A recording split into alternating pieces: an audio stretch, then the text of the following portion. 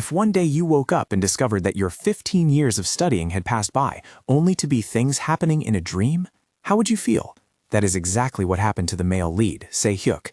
He spent those 15 years studying criminal psychology, chemistry, and physics, only to wake up, finding himself back in his childhood body and being informed that he had only been in a coma for a month. So were the past 15 years a dream? Or did what he learned actually happen? Following that are countless mysteries surrounding him. Let's get right into the series. He who fights with monsters should look to it that he himself does not become a monster. And if you gaze long into an abyss, the abyss also gazes into you. Quoting Friedrich Nietzsche. The story begins in a room full of books on topics like chemistry, physics, and quantum mechanics. Lee Se-hyuk, how long have you been here?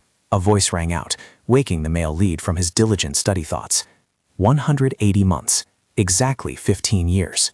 Hearing Sung-hyuk's answer, the white-haired elder was slightly surprised. Has it been that long? It is time.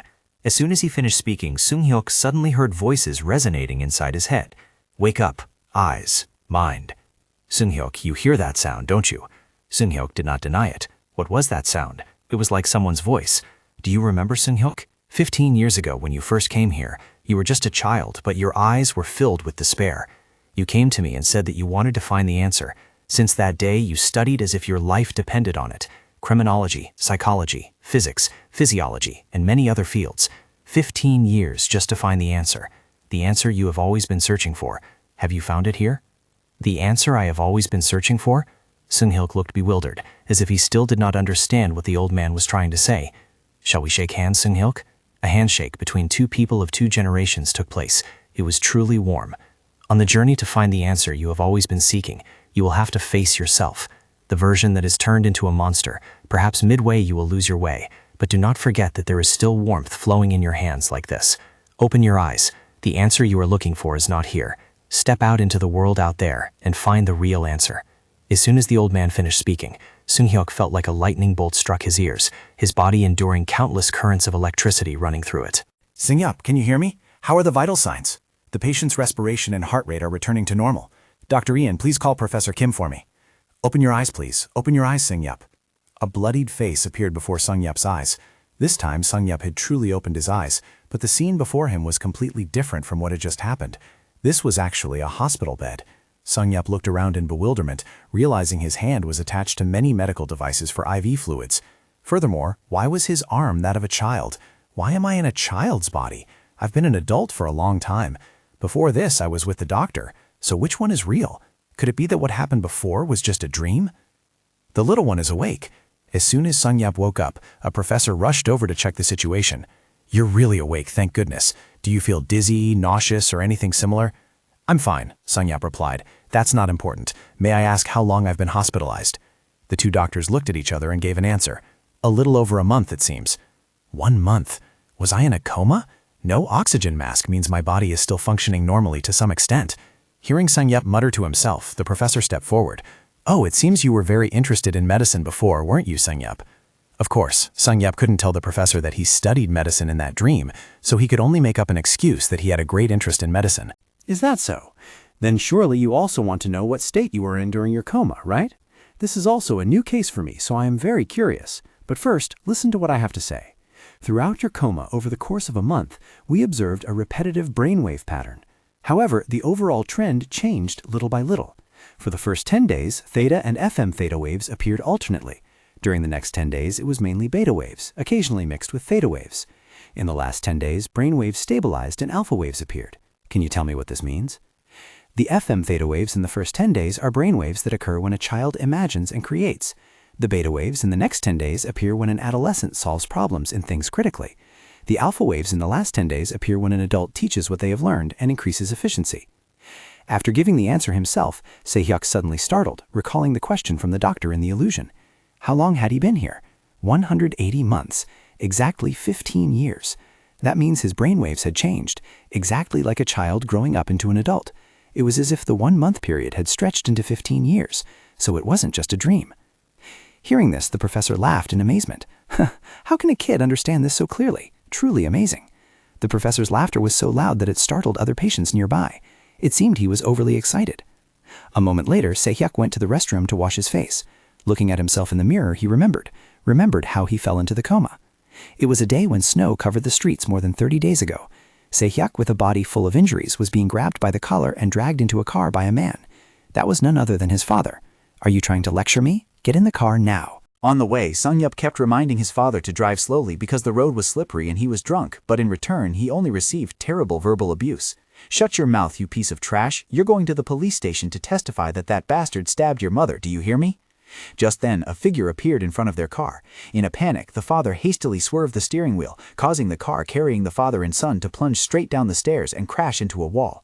The accident happened so suddenly that the result was Sung-yup being seriously injured and falling into a coma, while his father did not survive. Were those memories while I was in a coma just a dream? The image of myself as an adult and everything I learned in that place, were they just hallucinations? Suddenly, the sound of someone talking in the restroom caught Sung-yup's attention. "The doctors keep saying things like my amygdala is small and my average heart rate is low. These bastards here are just making money by forcing me to do a ton of tests. It was just a minor car accident. Isn't this too much? I'm going home today, regardless of the hospital fees. Anyway, I didn't voluntarily come here for treatment. I'm sick of being stuck here for 3 days. Oh right, I have a favor to ask. I'm a bit stuck, so I can't go home right away. Can you bring my stuff and come pick me up? Don't worry, I'll treat you to something delicious." Small amygdala, low heart rate, and controlling behavior towards others? Sung-yup recalled a fragment of memory from that dream. The amygdala controls the ability to empathize in feelings of guilt. In other words, it is the brain region that processes emotions. So what if the amygdala is small?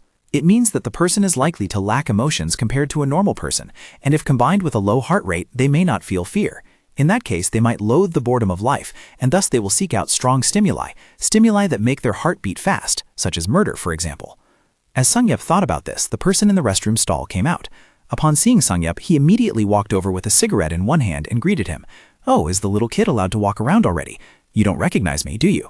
We used to be in the same hospital room. You're quite famous now, kid, because you just woke up after a month-long coma." Sung-yup did not answer his question, but pointed at the man's injured finger. "Oh, this?" Suddenly, his face revealed an extremely perverted expression. "I just got cut by a knife, but it's nothing serious." "Congratulations on waking up, kid. I was going to give you a cigarette, but this is the last one." After throwing the cigarette into the trash can, that guy bade Se-hyuk farewell and turned to leave. After leaving the restroom, Se-hyuk immediately went to see a receptionist. "I want to use the internet. May I borrow your phone?" "Of course. Are you curious to see how the world has changed after a month in a coma?" The staff member happily lent Se-hyuk her phone. Se-hyuk immediately went online to search for information about recent murders. A random murder targeting women at 10 p.m. 3 days ago in an alley in the Jiu-dong area. A 20-year-old woman was attacked. Police are investigating. The perpetrator seemed to have stabbed from behind using a knife, leaving a wound from the right abdomen up to the left chest. The victim is currently being treated at a nearby hospital. If the stab had been a bit deeper, the victim's life would have been in critical danger. Se-hyuk immediately visualized in his head the scene of the killer stabbing the victim, from the right abdomen to the left chest, meaning the killer is left-handed.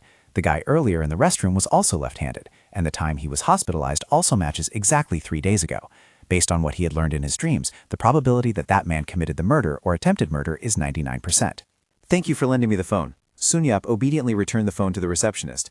"Whether the things I learned in my dream can be applied to reality or not, I will verify the remaining 100% myself." At this moment, in Sung-yup's hand was the pill fragment that the guy had thrown into the trash can. He had picked it up and put it in a plastic bag. But why do I find this funny? While asking himself, Sung-yup dialed the phone to call the police. The scene shifts to the Busan police station. "Hey, don't you feel humiliated? A subordinate with less seniority than you is about to be promoted before you. Do you plan to just sit there and watch people walk all over you like that? Look at your performance record. This one and this one too. Are you playing around instead of being a detective? I'm telling you beforehand, if you don't significantly improve your performance this time, I won't be able to protect you anymore. Remember that." After being scolded by his superior, the detective could only hold his head and sigh. Just then, the phone nearby rang and Sung-yup's voice rang out. "Thank you for your hard work. Did an attempted murder case targeting a woman occur 3 days ago? The culprit is Cho Jung-hwan in room 1408 at Daehan University Hospital." After hearing these words from Sung-yup, the detective was still a bit suspicious and unbelieving. "May I ask who is calling?" Even though I tried to make my voice and way of speaking sound more mature, at most I just sounded like a kid going through puberty with a cracking voice. Moreover, no policeman would immediately believe such a sudden call. So I have to increase credibility by revealing information that only insiders would know, which has never been published in the media. There are bloodstains left by the culprit on the victim's clothes, right?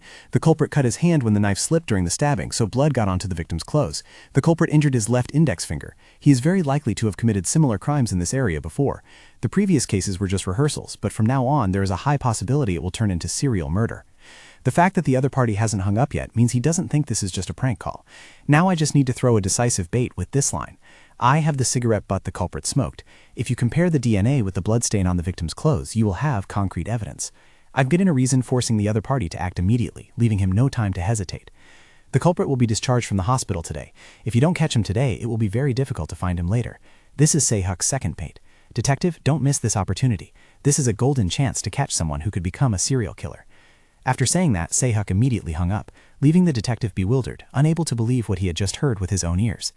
As soon as the phone hung up, a subordinate who had just returned from lunch came in to greet the detective. "Senior, haven't you gone to eat yet? Were you scolded by the captain earlier?" The detective didn't answer the subordinate's question, but immediately asked him about the DNA test results of the robbery and attempted murder of the girl. But it seems the earliest the results will be available is tonight. The detective pondered for a moment, then ordered the rookie to run over to the National Forensic Service to check immediately, while adding, "And you, come with me."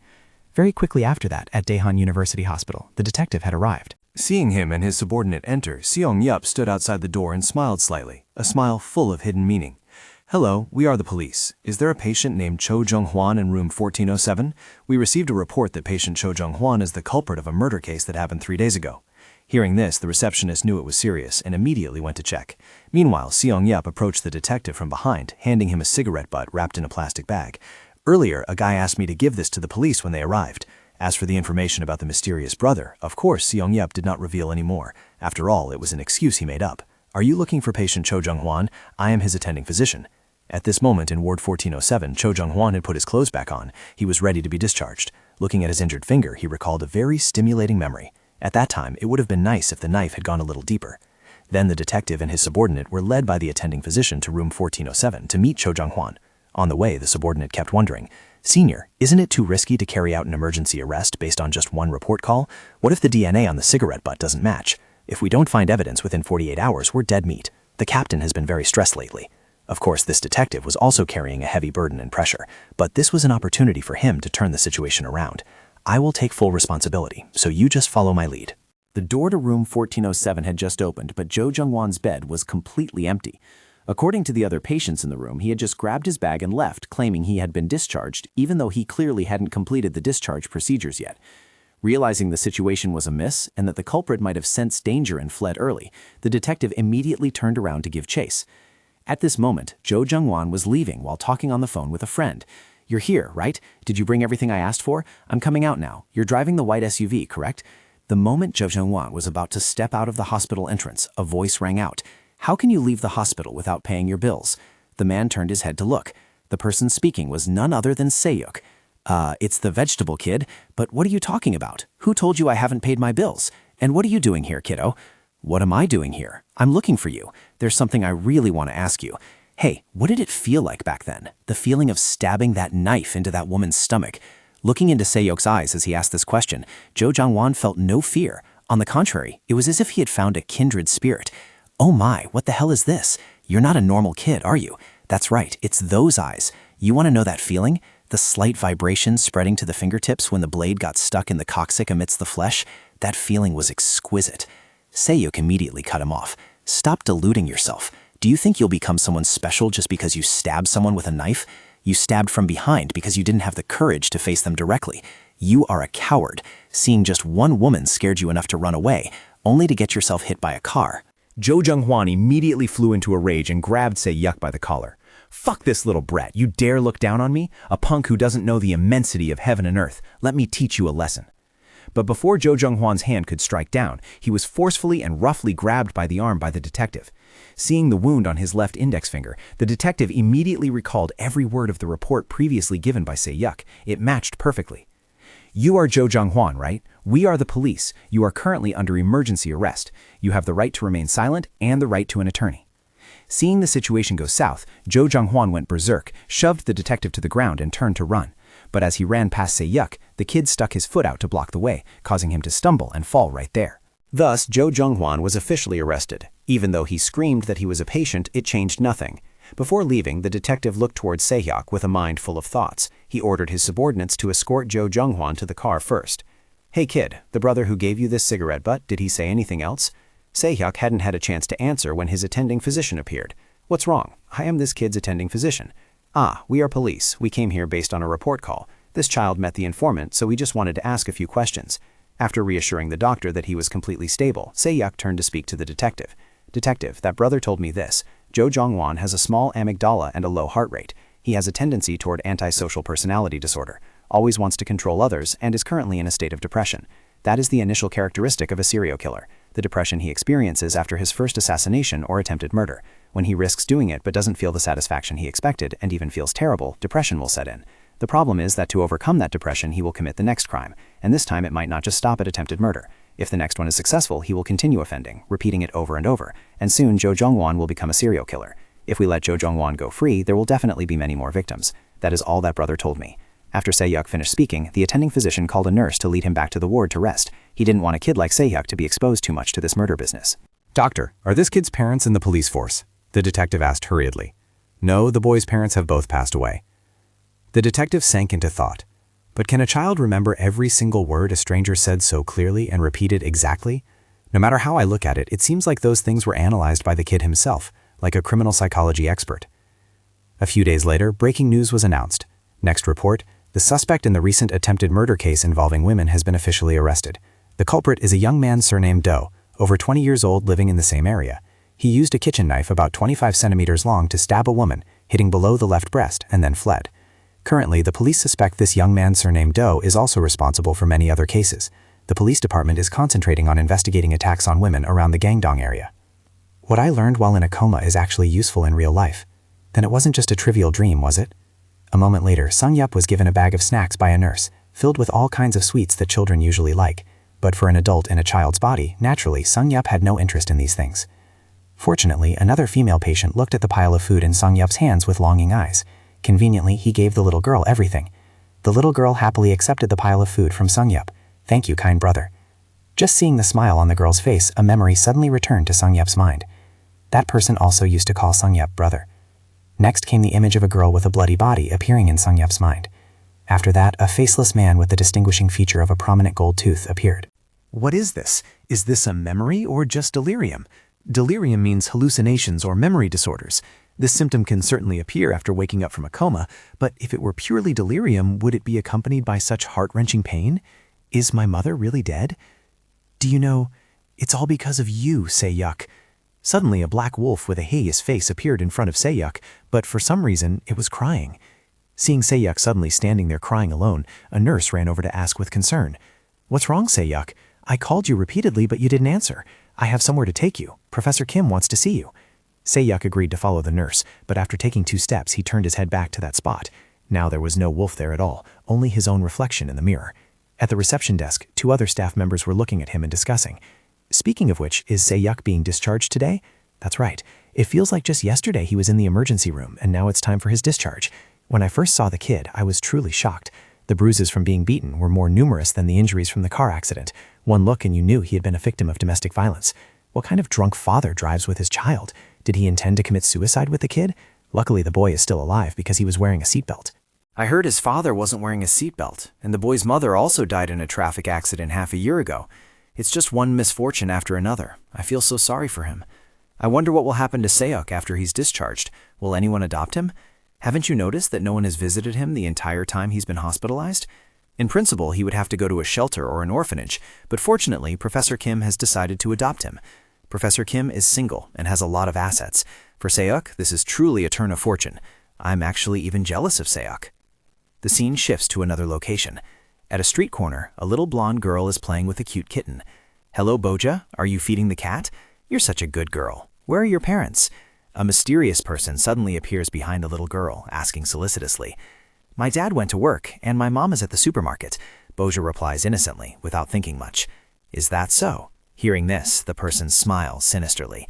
No one is passing by here, right? I can handle this quickly. Should I do it right now? He continues. You said this cat's name is Cream? It's wonderful that Cream meant you, Boja. Ah, right. I have a kitten in my house.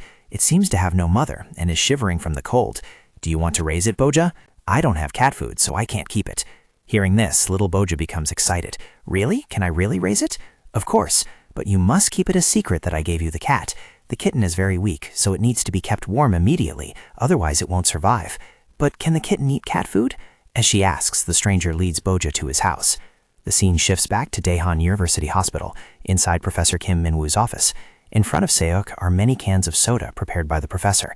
I didn't know what you like, so I brought them all. How is your health these days? Seeing that Se-hyuk seemed stable, Professor Kim was very happy. That's great, you are being discharged today, right? Do you have any plans for the future yet? Faced with this sudden question from the professor, Se-hyuk was momentarily unable to give an answer. Se-hyuk, I have something very important to say. My house still has many empty rooms. If you agree, you can come live with me. I mean, if you accept becoming my son, I can help you with everything, including your studies, your dreams, and the career you want to pursue. This was indeed a good offer, because if I were to be discharged just like this, as an orphan, I would not have the legal capacity to live independently or work, so taking care of myself would be almost impossible. Eventually, I would be forced to go somewhere like an orphanage, so accepting this offer would be a wise choice. However, if that thing wasn't right before his eyes, the thing Se-hyuk was referring to was a body full of fresh blood, his own dead biological father. He looked towards Se-hyuk with a face full of resentment, covered in blood. After making me end up like this, do you think you can live peacefully, stretch out your legs and sleep? This is a hallucination, a memory disorder appearing during the process of the brain reactivating after waking up from a long coma. But is this really just a hallucination? What if it's something that actually happened, just that I can't remember it? So, Se-hyuk, come live with me, do you agree? Professor, I have a request. Can you become my legal guardian? I am truly very grateful for your offer, Professor. If I become your adopted son, perhaps I would live a much happier life than before, but I still have work to do when I return home, a homework assignment that hasn't been solved yet. My parents' death, I think those weren't just simple accidents. I still want to continue this relationship with you, Professor. Furthermore, if I move in with you without having solved my assignment, I will certainly only cause you more trouble. Now you're starting to feel what kind of person you are, right? A person who only knows how to hurt others. A person who shouldn't exist in this world in the first place. Se-hyuk's father, standing behind him, smiled softly and said, "If I get adopted, I'll have to go to school and be restricted in many aspects of life. But if I refuse this offer, living in society as a minor is impossible. A legal guardian is the only choice that can satisfy both conditions."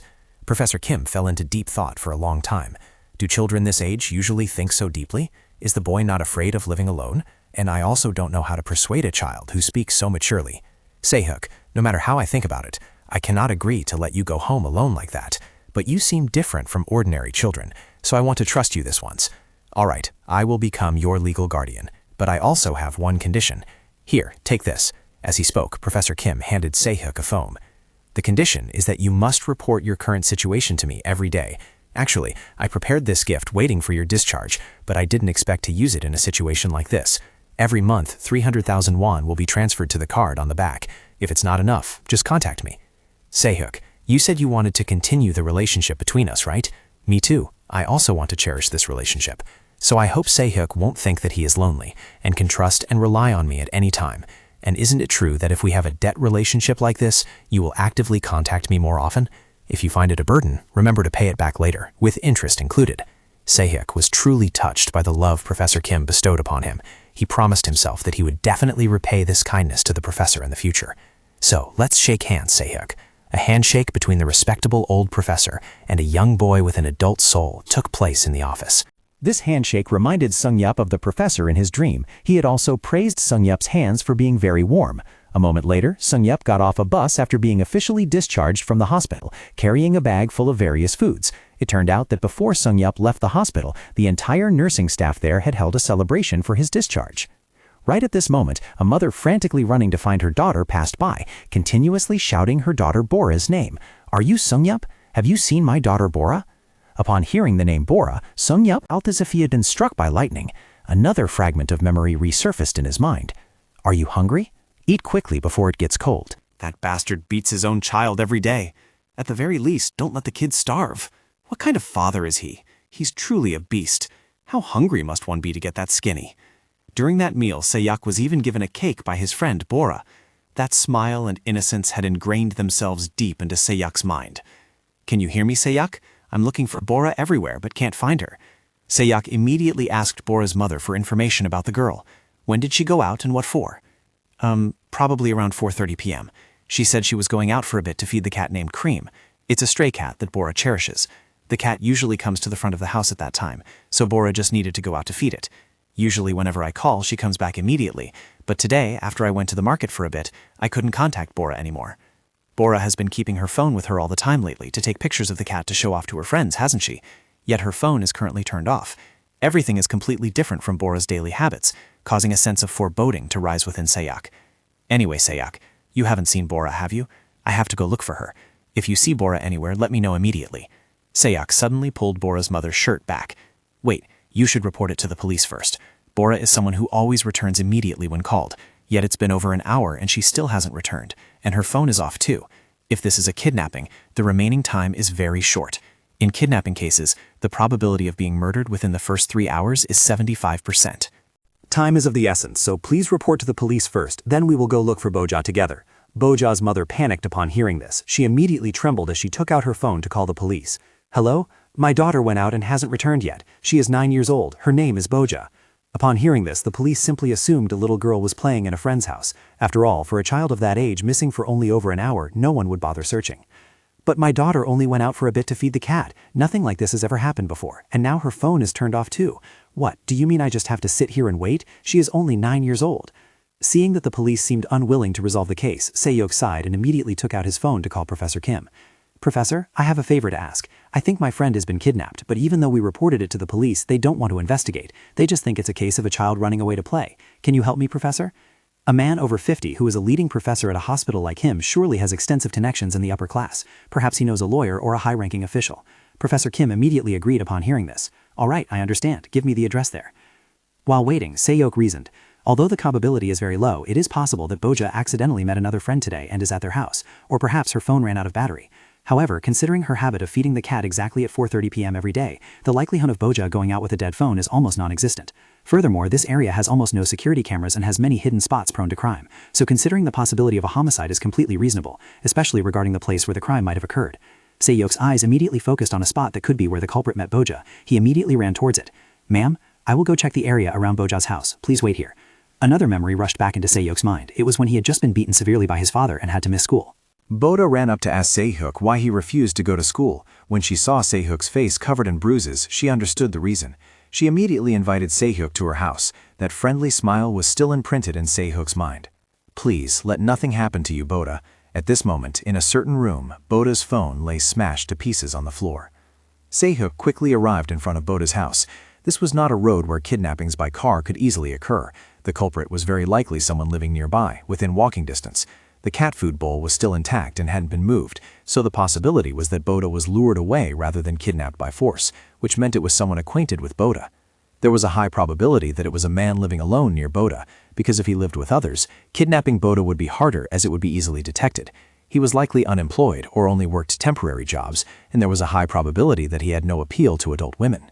Again, a memory flooded back into Saehyuk's mind. A liquor bottle smashed straight onto his small head. Hey, you piece of trash, you still dare to show your face at home? Why don't you go find the guy who killed your mother? Go turn this whole neighborhood upside down like you're catching crickets for me.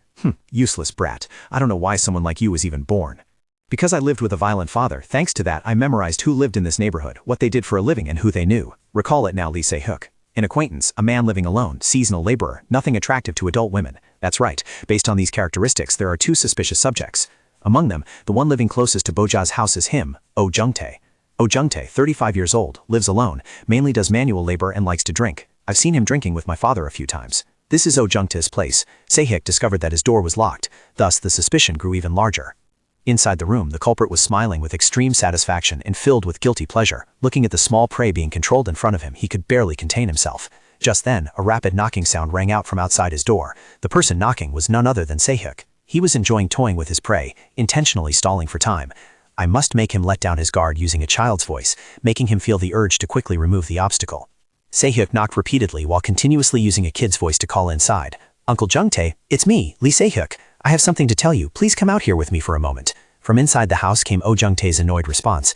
Are you that kid who went missing recently? Why haven't you gone home yet? Want a beating? Stand right there and wait for me. He only cracked the door open and then closed it immediately. He is definitely hiding something inside the house. Saehyuk could assert this with certainty. A moment later, Oh Jung-tae's door finally opened. The homeowner appeared before Saehyuk with a scowling face. You little brat, do you want to die? Who do you think you are making a scene in front of my house? It is very likely Oh Jung-tae is the culprit, but I am not sure yet. I need to observe his reaction to the next question. Saehyuk asked, Usually I would be playing with Bora at this time, but I don't see her anywhere today. Is she playing inside your house, uncle? What? What nonsense are you spouting? Cold sweat immediately ran down Oh-Jun-tae's face after this question. Why would Bora be here? She is not here. Get lost before I lose my patience. Huh? But I clearly saw Bora go into your house. Did she leave already? Hearing Se-hyuk say that, Oh-Jun-tae's expression became even more unsightly. You saw it? By this point, Se-hyuk could confirm 100% that the guy in front of him was the culprit who kidnapped Bora. You saw it? Oh-Jun-tae suddenly grabbed Se-hyuk's collar violently. But just then, Se-hyuk pointed to the right, not far away. A police car appeared nearby, and 2 officers stepped out of the vehicle. Jun-tae immediately let go of Se-hyuk's collar. Haha, what a hassle. Bora told me not to tell anyone she was playing at my house. She is playing with a kitten right now. Do you want to come in and play too? His pupil shifted to the right. That was an unconscious reaction when fabricating a lie. Hearing this invitation from Oh-Jun-tae, Se-hyuk did not hesitate and chose to enter the house with him. Seeing that he had lured Se-hyuk inside, Oh-Jun-tae followed behind and immediately locked the door from the inside. Make yourself at home. Bora will be very happy to see you. As he spoke, he revealed the demeanor of a victor. At this moment, outside, there was a police car patrolling the area around Bora's house, with 2 police officers discussing inside. What's wrong with our captain today? He used to say that patrolling this neighborhood was a waste of time.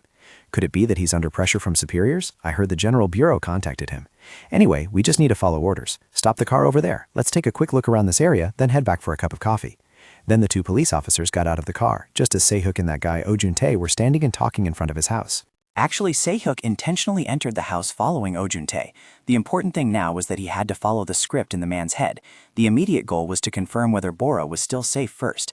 The windows were covered with black plastic bags. Surely there was something he didn't want outsiders to see, and this made Se-hyuk 100% certain that Bora was inside. Uncle Jun-tae, do you know this? They say all the nerves controlling movement and sensation are concentrated in the temple area. Just a strong blow there can make the opponent faint immediately. Right now, I'm just a child. My bare hands can't reach your temple, but if I climb up these stairs, I'm now as tall as you. While Jun-tae was still dazed, not understanding what the kid in front of him was rambling about, Se-hyuk suddenly let out a sound of surprise and looked to the right corner. Jun-tae, feeling guilty, also immediately turned to the direction Se-hyuk had just looked, but the moment he turned his head, a hard object slammed straight into his temple. Sure enough, because his body was that of a child, even hitting the temple couldn't knock the opponent out with just one blow. But so what? Se-hyuk didn't give the guy in front of him a chance to counterattack. A second blow followed, smashing straight into Oh-Jun-tae's temple, and this time it directly knocked him unconscious. As soon as the guy passed out, Se-hyuk immediately ran to open the door and shouted to the police officers, "Officers, someone has fainted here." After calling the 2 police officers, Se-hyuk immediately returned inside the house to check on Bora's condition. "Please be safe, Bora." The 2 officers didn't understand what was happening in this house. Seeing someone fainted on the ground, they rushed over to wake Oh-Jun-tae up. Fortunately, he was still breathing, so they intended to call 119. But at that exact moment, Se-hyuk's voice rang out from inside the house. "Officers, inside the house, hurry in here. You came here because you received a report, right? This friend is Jung Bora, the one who was just kidnapped. You saw the unconscious man out there, right? He is the one who kidnapped her. His name is Oh-Jun-tae. It was Oh-Jun-tae who used tape to bind Bora's hands and feet and imprisoned her here. All evidence of fingerprints and DNA are still intact here, so please call the forensic team to investigate. Bora is currently in shock and needs to rest. I will contact Bora's mother, so please call 119 first." At this moment, Oh-Jun-tae outside also happened to wake up. As soon as he woke up, he was immediately gifted a painful kick to the head by Se-hyuk. This bastard Oh-Jun-tae does not deserve to be human. He is worse than an animal, a child kidnapper. Officer, please arrest him on the charge of child kidnapping. A while later, many police cars and ambulances flocked to the front of Oh-Jun-tae's house. Right after that, Bora's mother also arrived. Seeing her daughter safe and sound, both mother and daughter hugged each other and burst into tears. Later at the police station, Oh-Jun-tae was handcuffed in the interrogation room. "Boo-hoo, officer, it's all just a misunderstanding. I just wanted to take the kid home to see the cat." The detective slammed the table and shouted, "Hey, you son of a bitch, we've already collected the tape you used to tie Bora up, and your fingerprints are all over Bora's phone. Are you still planning to lie?" We have the witness testimony. You can't escape. It's best to confess everything while I'm still trying to speak nicely to you. Witness testimony? Could it be that brat Lee Se-hyuk? Oh-Jun-tae immediately argued back. "That's right, that brat hit me in the temple and made me faint." "You son of a bitch." The detective went mad and grabbed Oh-Jun-tae by the collar. "I've been nice to you, so you think I'm soft, huh? You still want to deny it at this point?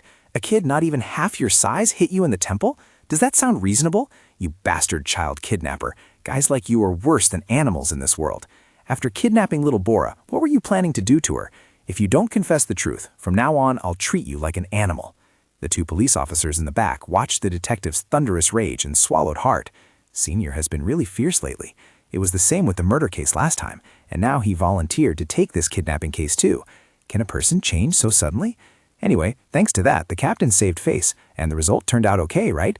As long as the trouble doesn't bounce back on us, it's fine. The scene shifts to the hospital room. By this time, Bora had been taken to the hospital for care. Thank you, Seyuk. This incident could have been very bad without you. No, ma'am. It's all because Bora bravely endured it. Just consider everything up until now as a nightmare. From now on, only think about good things, okay, Bora? Seeing Seyuk looking like he had transformed into a completely different person, Bora's mother was also astonished. If Seyuk's mother were alive, she would surely be very proud of Seyuk. Ah, come to think of it, how is Hae-jin doing lately? Since your mother's accident, I haven't seen her either. Hae-jin? Hearing that name from Bora's mother was like a lightning bolt striking Seyuk's head. That child always stuck to her mother like glue. I don't know how she'll live now that her mother is gone. Suddenly, Seyuk seemed to lose all consciousness and collapsed on the ground in front of Bora's mother. In his head, the image of a girl about his age with distinctive pink hair appeared. Brother Seyuk, it's been a month since we came home. Looking at the lonely door in front of him, indescribable emotions welled up in Seyuk's heart. Meanwhile, right outside Seyuk's gate, a figure was secretly observing his every move. He then pulled out his phone to send a message, confirming receipt of the package from a drone. The other side replied, "Copy that, Overlord. Continue monitoring until the drop point is reached." At this moment, Seyuk opened the door and entered the house. Inside was a chaotic scene of trash bags and empty liquor bottles left by his father. As Seyuk entered, he recalled the question from Bora's mother about the girl named Hae-jin. "I have a younger sister. I used to have a younger sister, but why am I only completely remembering her now? Of course, since I just woke up from a coma not long ago, I might have temporary amnesia. But what is this feeling? The more I try to think about Hae-jin, instead of missing her, I feel fear, like a Pandora's box that shouldn't be opened." On the table in front of Seyuk lay a book. Seeing that book brought a rush of memories back into his mind. "Can I really choose anything I want?" Seyuk asked with an innocent face. "Of course, Seyuk, you must want to read a lot of books. It makes you sad to see your friends reading while you can't, doesn't it? Now that Seyuk is about to start school, Mom will buy you lots of books, okay?" And so Seyuk chose this book because Sebam said that an encyclopedia is a collection of hundreds of books. Just having this one book would be like Seyuk studying 100 books, and moreover, it would save money for his mother. This was the very first book that Seyuk's mother bought for him. When Seyuk opened the book, a piece of paper fell out. "I'm sorry for rushing to take only Hae-jin. I will come back, so please wait a little while." This is Mom's handwriting. What exactly happened that day that only this note remains? It seems there was writing on the back, but it looks like it has been erased. As Sung-hyuk held the piece of paper up against the light to read the handwriting on the back, a liquor bottle suddenly rolled to his feet. The father with the terrifying face appeared before Sung-hyuk once again. "Why? Why did you kill me? How dare you kill me?" Looking at that scene, Sung-hyuk also didn't understand what he had ultimately done. Another memory came rushing back. It was when Sung-hyuk was so hungry his limbs were trembling. He secretly hid in the kitchen to gnaw on a packet of moldy instant noodles to fill his stomach, but he was discovered by that terrifying father. "What are you eating, hiding here like a rat, huh? Hey, hasn't that bastard Choi Sung-hyuk come back yet? I told you to watch him carefully." As he spoke, he beat Sung-hyuk continuously. "Damn it, you useless dog. This isn't good at all. Get up, we have to go." And the scene that followed was the moment Sung-hyuk and his father got into the car and drove while intoxicated. Looking at the seatbelt buckle on the side, then looking at his own body. At that moment, Sung-hyuk stood on the borderline of whether to do something or not. In the end, he chose to do it. When his father sat in the car, he buckled his seatbelt, but was completely unaware that the latch had been blocked by Sung-hyuk using the instant noodle wrapper. And then the accident on the snowy night took place. Because he wasn't wearing a seatbelt, Seyhyuk's father crashed his head straight into the windshield, resulting in instant death. Do you remember now, Seyhyuk?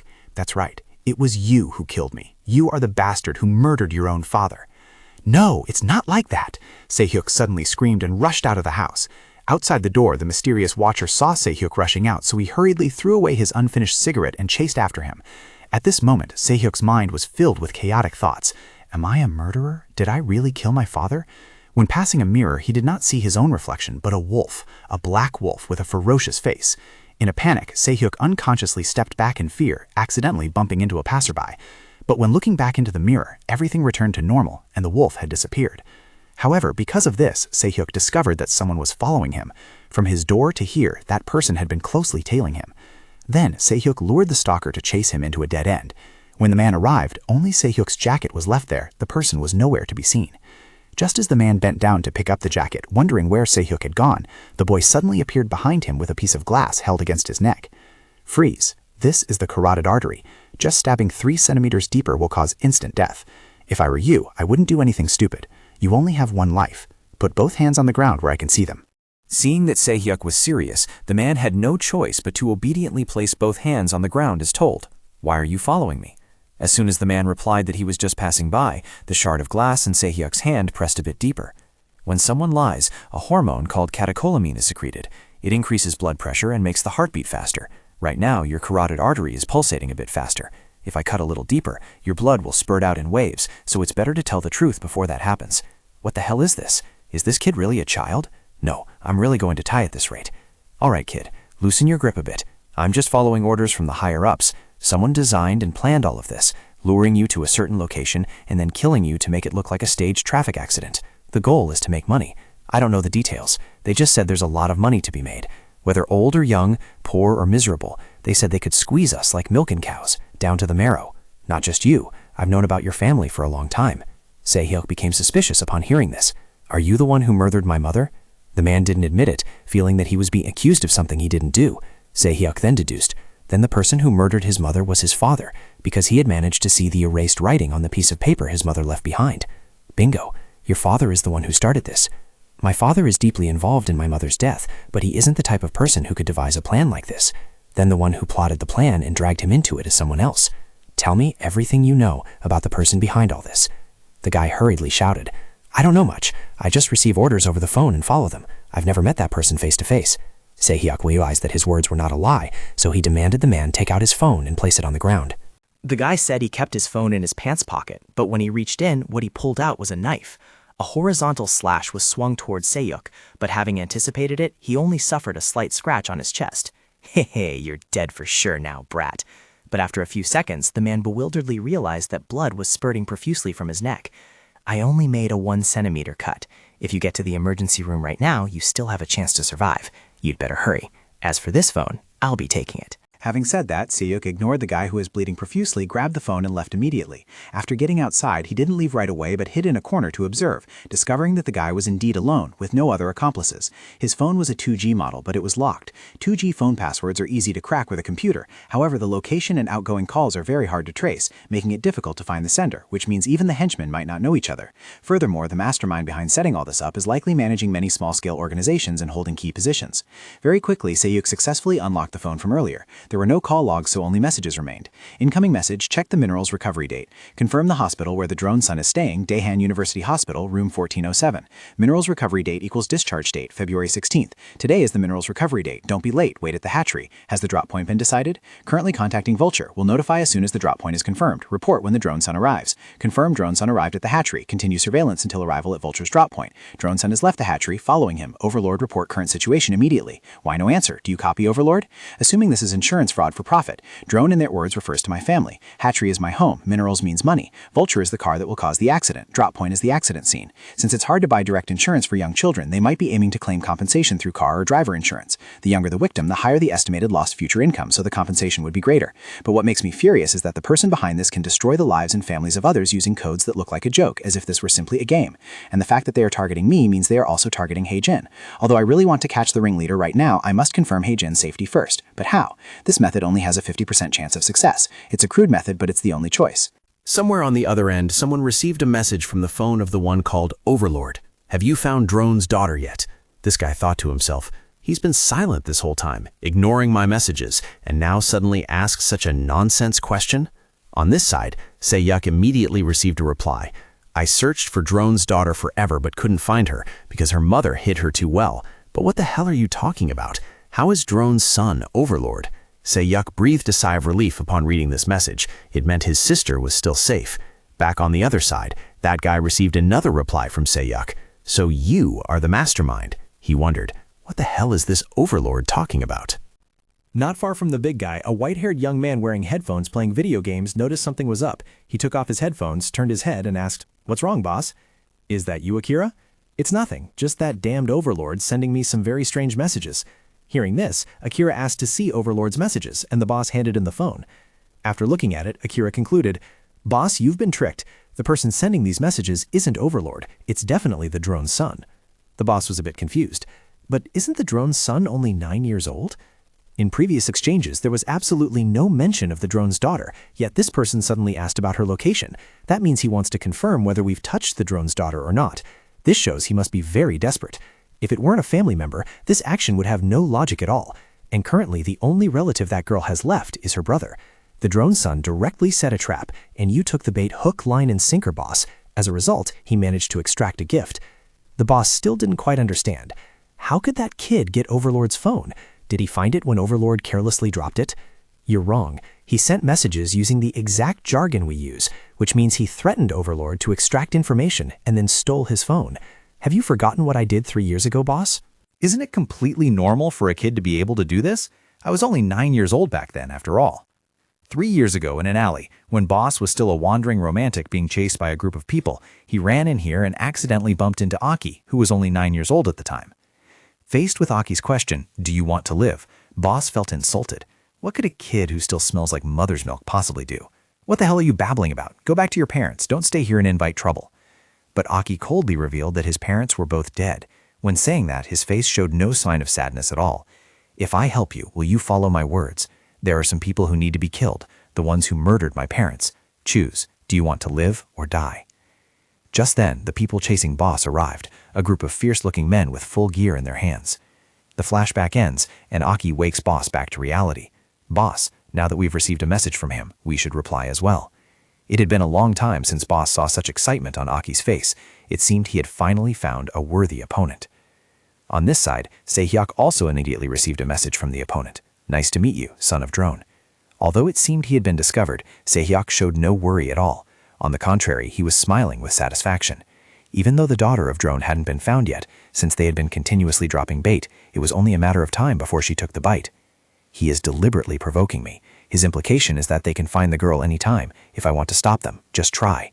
I must find Hae-jin before they do. Did Mom leave any clues about where she hid Hae-jin? Should I go back home to look? No, that's too dangerous. It could be a trap, and the uncertainty is too great. Moreover, even if I find Hae-jin, as long as they exist, she and I will always be in danger. In this case, destroying their organization is probably the best way to protect Hae-jin. On the other side, Aki immediately received a reply from Se-hyuk. "Since I disposed of a member in your organization, there must be a vacancy. Can I join your organization?" Haha, look at this, boss. Did he suffer a severe head injury and get hospitalized due to a car accident? The boss pondered for a moment, then replied, "I don't remember clearly either. It seems he was unconscious for a month due to a car accident and only recently woke up.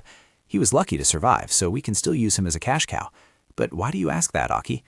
"It's just that I'm wondering if a person can change so suddenly to this extent, as if he has been reborn, completely transformed, exactly like I was before." On the other side, Se-hyuk received a reply. "Fine, let's meet.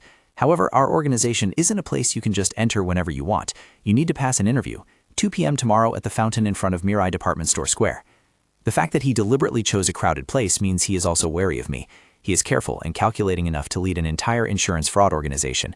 What such a person wants to avoid most are things that can create variables. I must utilize the conditions I have to create a variable. The only card I currently hold is 1. Then Se-hyuk took out his phone to make a call. Back on the other side, Aki returned the phone to the boss, simultaneously announcing that he had arranged to meet Drone's son at the fountain in front of Mirai Department Store at 2 p.m. tomorrow. The boss didn't understand.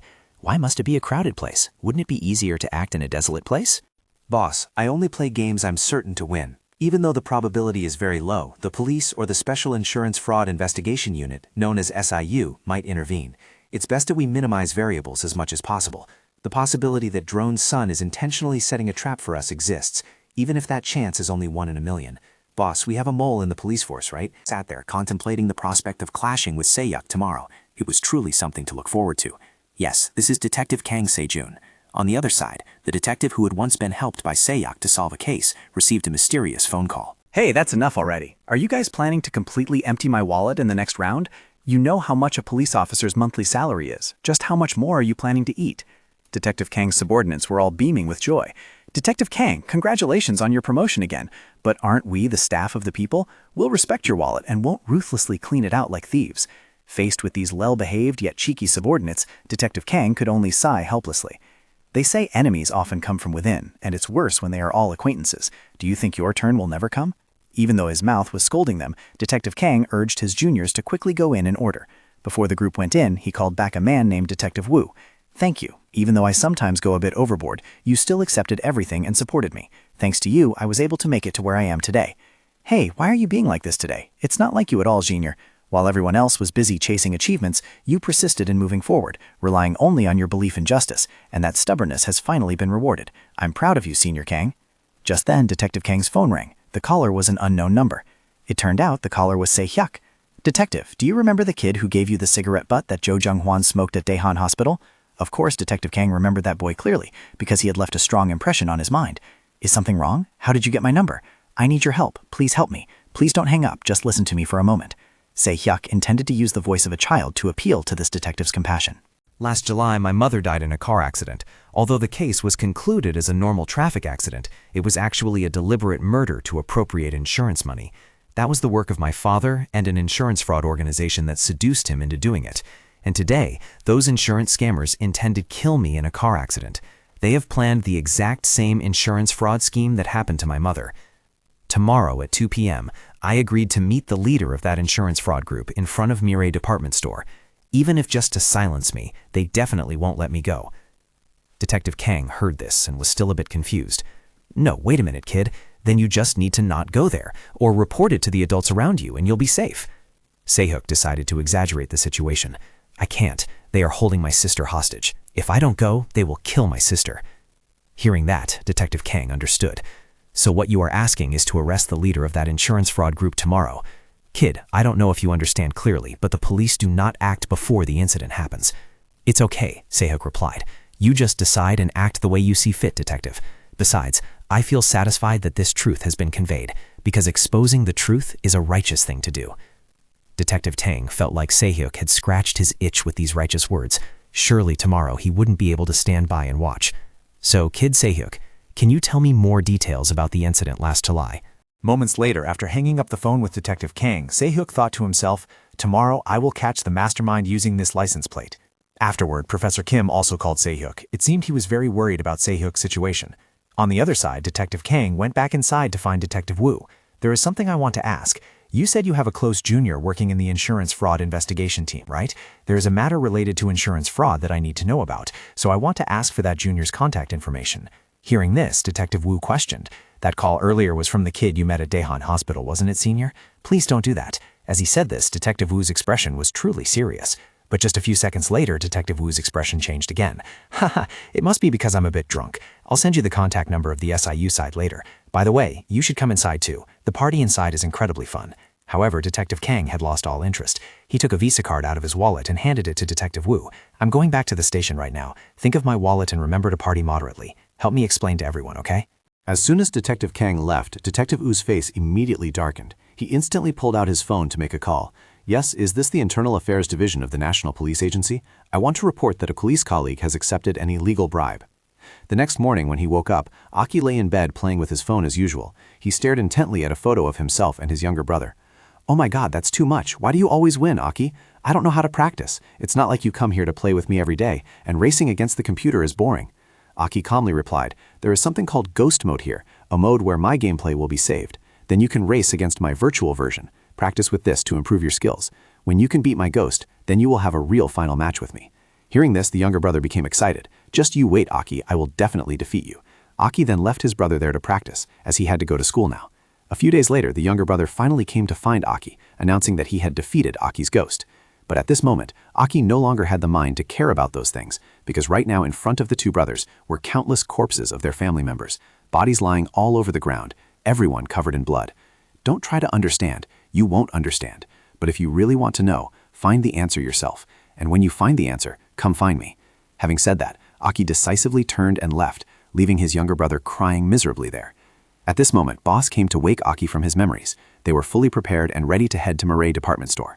Before setting off, Aki asked Boss about the situation on the police side. This was extremely important and could not be neglected. Meanwhile, at the police station, Detective Kang was dozing off on his chair when someone woke him up. Hello, Inspector Kang. We are from Internal Affairs. We received a report that you have accepted an illegal bribe. Then the people from Internal Affairs ignored the bewildered Detective Kang. They began to ransack his locker and discovered a suspicious card. We have confirmed that illegal bribe money was transferred into Inspector Kang Se-jun's personal account. You will have to come with us to the police headquarters. While everything was happening, Detective Kang was unaware that in a hidden corner, Detective Wu stood watching it all, his face clearly revealing a treacherous look. At this moment, Boss also recounted to Aki that Detective Kang had been dealt with. Hearing this, Aki secretly marveled, not expecting that Drone's son could enlist a police officer to create a variable, but unfortunately, it still failed. So what do you intend to do now, Drone's son, Lee Se-hyuk? At exactly 2 p.m., Se-hyuk was present in front of Mirai department store. He continuously checked his watch to count down every minute. Suddenly, he was bumped into by a stranger passing by, causing the other person's bag to spill all its contents onto the ground. Se-hyuk, being friendly by nature, immediately stepped forward to apologize and help the person pick up their things. However, he discovered a letter addressed to him among the items. To Drone's son, get on the white truck next to the bus stop. He immediately understood that this person had intentionally bumped into him, and that was the message he left for Se-hyuk. Indeed, not far away, there was a truck up ahead loading many crates onto the vehicle. Se-hyuk immediately walked towards the white truck, simultaneously memorizing the license plate number carefully. Afterward, Se-hyuk was led into the car by the boss, who immediately closed the door and demanded Se-hyuk hand over his phone. Se-hyuk handed the phone to the boss, but intentionally dropped it and kicked it under the seat. While the boss was bending down, struggling to find that phone, Se-hyuk quickly pulled out another phone, typed the license plate number into a message, and sent it immediately. The boss struggled for a while before finally retrieving the phone from under the seat. "This is Overlord's phone. Hand over your own phone right now." Se-hyuk calmly replied, "As you can see, I'm very poor. I don't have any phone here." But just then, the car door opened, and Aki slowly took off his hat to greet him. "Hello, Drone-san. We meet again."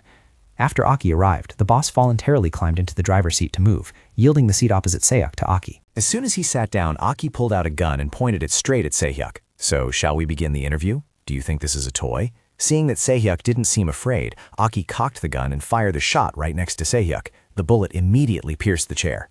"Haha, surely I guessed right. You are of the same kind as me, a monster." Seeing Se-hyuk remain fearless despite the gunshot, Aki laughed like a madman. "I want to hear the reason why you want to join the organization. Is it for revenge, or because we killed your parents?" "So you bastards killed my father too?" Se-hyuk was slightly surprised. "Haha, so you didn't know? That traffic accident wasn't accidental either." Se-hyuk immediately understood. "You killed my father to silence him about the insurance fraud, right? Well, silencing him was part of it, but your father was also useful for mining minerals. What's wrong? Feeling angry? Perhaps you originally wanted to kill your father yourself, right? After being abused like that, didn't you ever want to do it? But honestly speaking, I have no feelings whatsoever for you or your family. Your family was simply a place to make money and happened to fall right into our sights. Want to know something even more interesting? Actually, I didn't do anything with my own hands. I just handed the knife named Money to those who wanted it. They were the ones who danced with the knife. Your father was the same. Well, how do you feel after hearing that? Is your adrenaline pumping? Want to kill the mastermind who ruined your family just for money? But what the hell can you do? Either way, you're trapped and destined to disappear miserably." Se-hyuk suddenly burst out laughing. This made Aki, who was threatening him with the gun, a bit confused. "Revenge? Do you think I came here just because I wanted revenge? You said you and I are of the same kind, right? That's right. I also don't have much interest or emotion regarding who lives or dies, whether it's my father, mother, or anyone else. Want to know one thing? I was the one who completed the murder to get your insurance money." "Because I was the one who killed my father, because I unfastened his seatbelt, so he died immediately. I just wanted to play a game with you, chase you, stand in your shoes, and have a proper final showdown with you to see who the real winner is." These words of Se-hyuk seemed to imprint deeply into Aki's mind, making him recall the conversation with his younger brother earlier. "Just wait, I will definitely defeat you." "You bastard. Just your ability to make up stories makes me want to hire you, if I didn't know you had other schemes. You have failed, Se-hyuk. I knew what you were trying to do by using the police, but what can you do now? We have already smashed your cheap trick. The cop you wanted to rely on has been caught. It is time to end this now, isn't it? Obediently follow your parents." Just as Aki was about to open fire, Boss suddenly interrupted. "Hey Aki, it looks like a police car is tailing us." At this moment, a voice continuously blared from the police car's loudspeaker, requesting the white truck with license plate 5843 to pull over immediately. In the car was none other than the professor who adopted Se-hyuk, Professor Kim. He was sitting in the police car, extremely worried about Se-hyuk. Back to last night, after Se-hyuk called Detective Kang, it was also when Professor Kim called. "Se-hyuk, is it too late for me to call at this hour? Have you had dinner yet? Are you injured anywhere? Do you have a headache or any problems?" Se-hyuk replied, "Professor, this is a bit rude of me, but I have a favor to ask you. Tomorrow, could you please report a missing person case to the police for me? About my parents' death that I told you about before. I told you that it wasn't a normal accident, right? Tomorrow, I will meet someone involved in those deaths. Professor, you trust me, right? Tomorrow, you absolutely must report to the police that I have gone missing. That is the only way to catch the mastermind." The phone you gave me has GPS on it, right, Professor? Please ask the police to track this phone tomorrow. I apologize for always asking you to do difficult things, but if I don't solve this assignment, I won't be able to move forward. Please help me, Professor. And indeed, the professor trusted Se-hyuk, which is why he was currently in the car with the police. I can track that car thanks to the message Se-hyuk sent, but the fact that Se-hyuk could only send a text means he couldn't even make a call, right? Se-hyuk, what on earth are you going through in that car? Are you okay? Just as Professor Kim was worrying, a gunshot rang out from the car ahead, and the professor immediately screamed Se-hyuk's name. He feared the boy was in real danger. The moment Aki realized they were being tailed by the police, he let his guard down. They had always been extremely careful not to leave any clues, so how did the police notice them? Se-hyuk realized that now was his chance. It turned out the gunshot inside the car was caused by Se-hyuk and Aki struggling over the gun, causing an accidental shot into the air. Precisely because of this close range, Se-hyuk was confident that bare hands were faster than bullets. While dodging Aki's wild shots, he used his hands to gouge Aki's eyes. This was followed by a headbutt that made Aki spit fresh blood. Boss, who was in the front, couldn't support the kid Aki because he had to drive.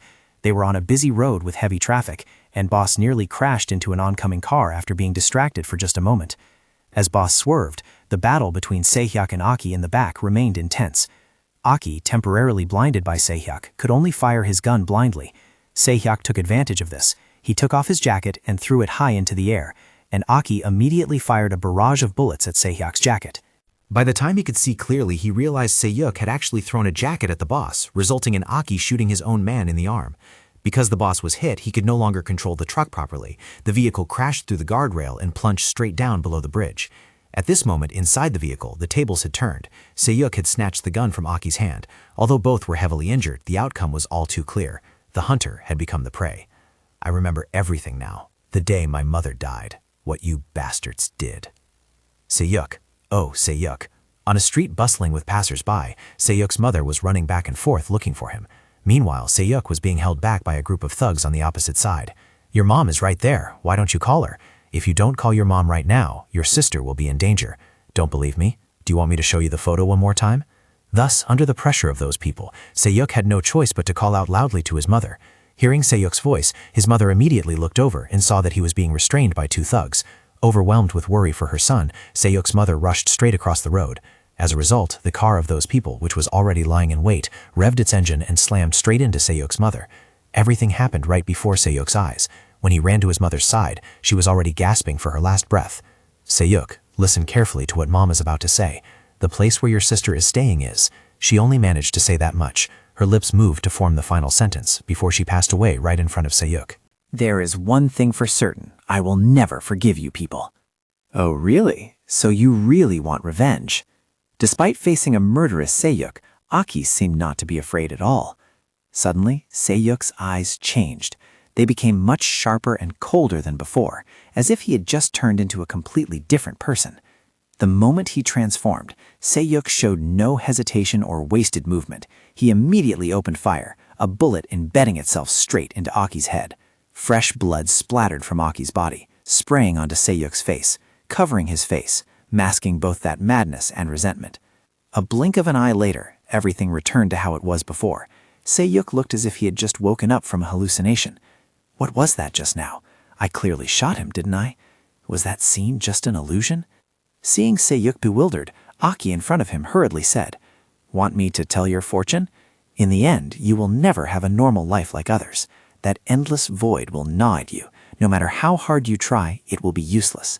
And then you will have to surrender to your instincts and sink into crime, because only that will make you feel like you are truly alive. Just like me, just like how you treated your parents. You will kill the sister you love so dearly with your own hands." Se-hyuk paid no mind to Aki's words. He became frantic again, wanting to fire the gun to kill the man in front of him. But just then, the boss kicked the chair away and stepped in front of Se-hyuk. "The moment you want to pull the trigger, I guarantee you will die too." Meanwhile, outside, the police had arrived in large numbers. They didn't dare approach hastily, knowing the kidnappers in the car had guns. But at this moment, Professor Kim saw Se-hyuk crawling out of the car. Seeing this, the police hesitated no longer and immediately approached the truck. Just as the police were about to get close to the truck, they smelled a faint scent of oil in the air. Immediately after, a loud explosion rang out. The truck blew up and burst into flames. At this moment outside, Se-hyuk was not surprised by the truck exploding. An ordinary pocket pistol only holds 6 bullets. When I intended to shoot that guy, all 6 rounds were already empty. Originally, that gun couldn't be fired anymore, but even though it was just a hallucination at the time, the fact that I truly wanted to kill him was real. Then you will kill the sister you love so much with your own hands. Aki's words kept echoing inside Se-hyuk's head. His throat tickled, an unquenchable thirst.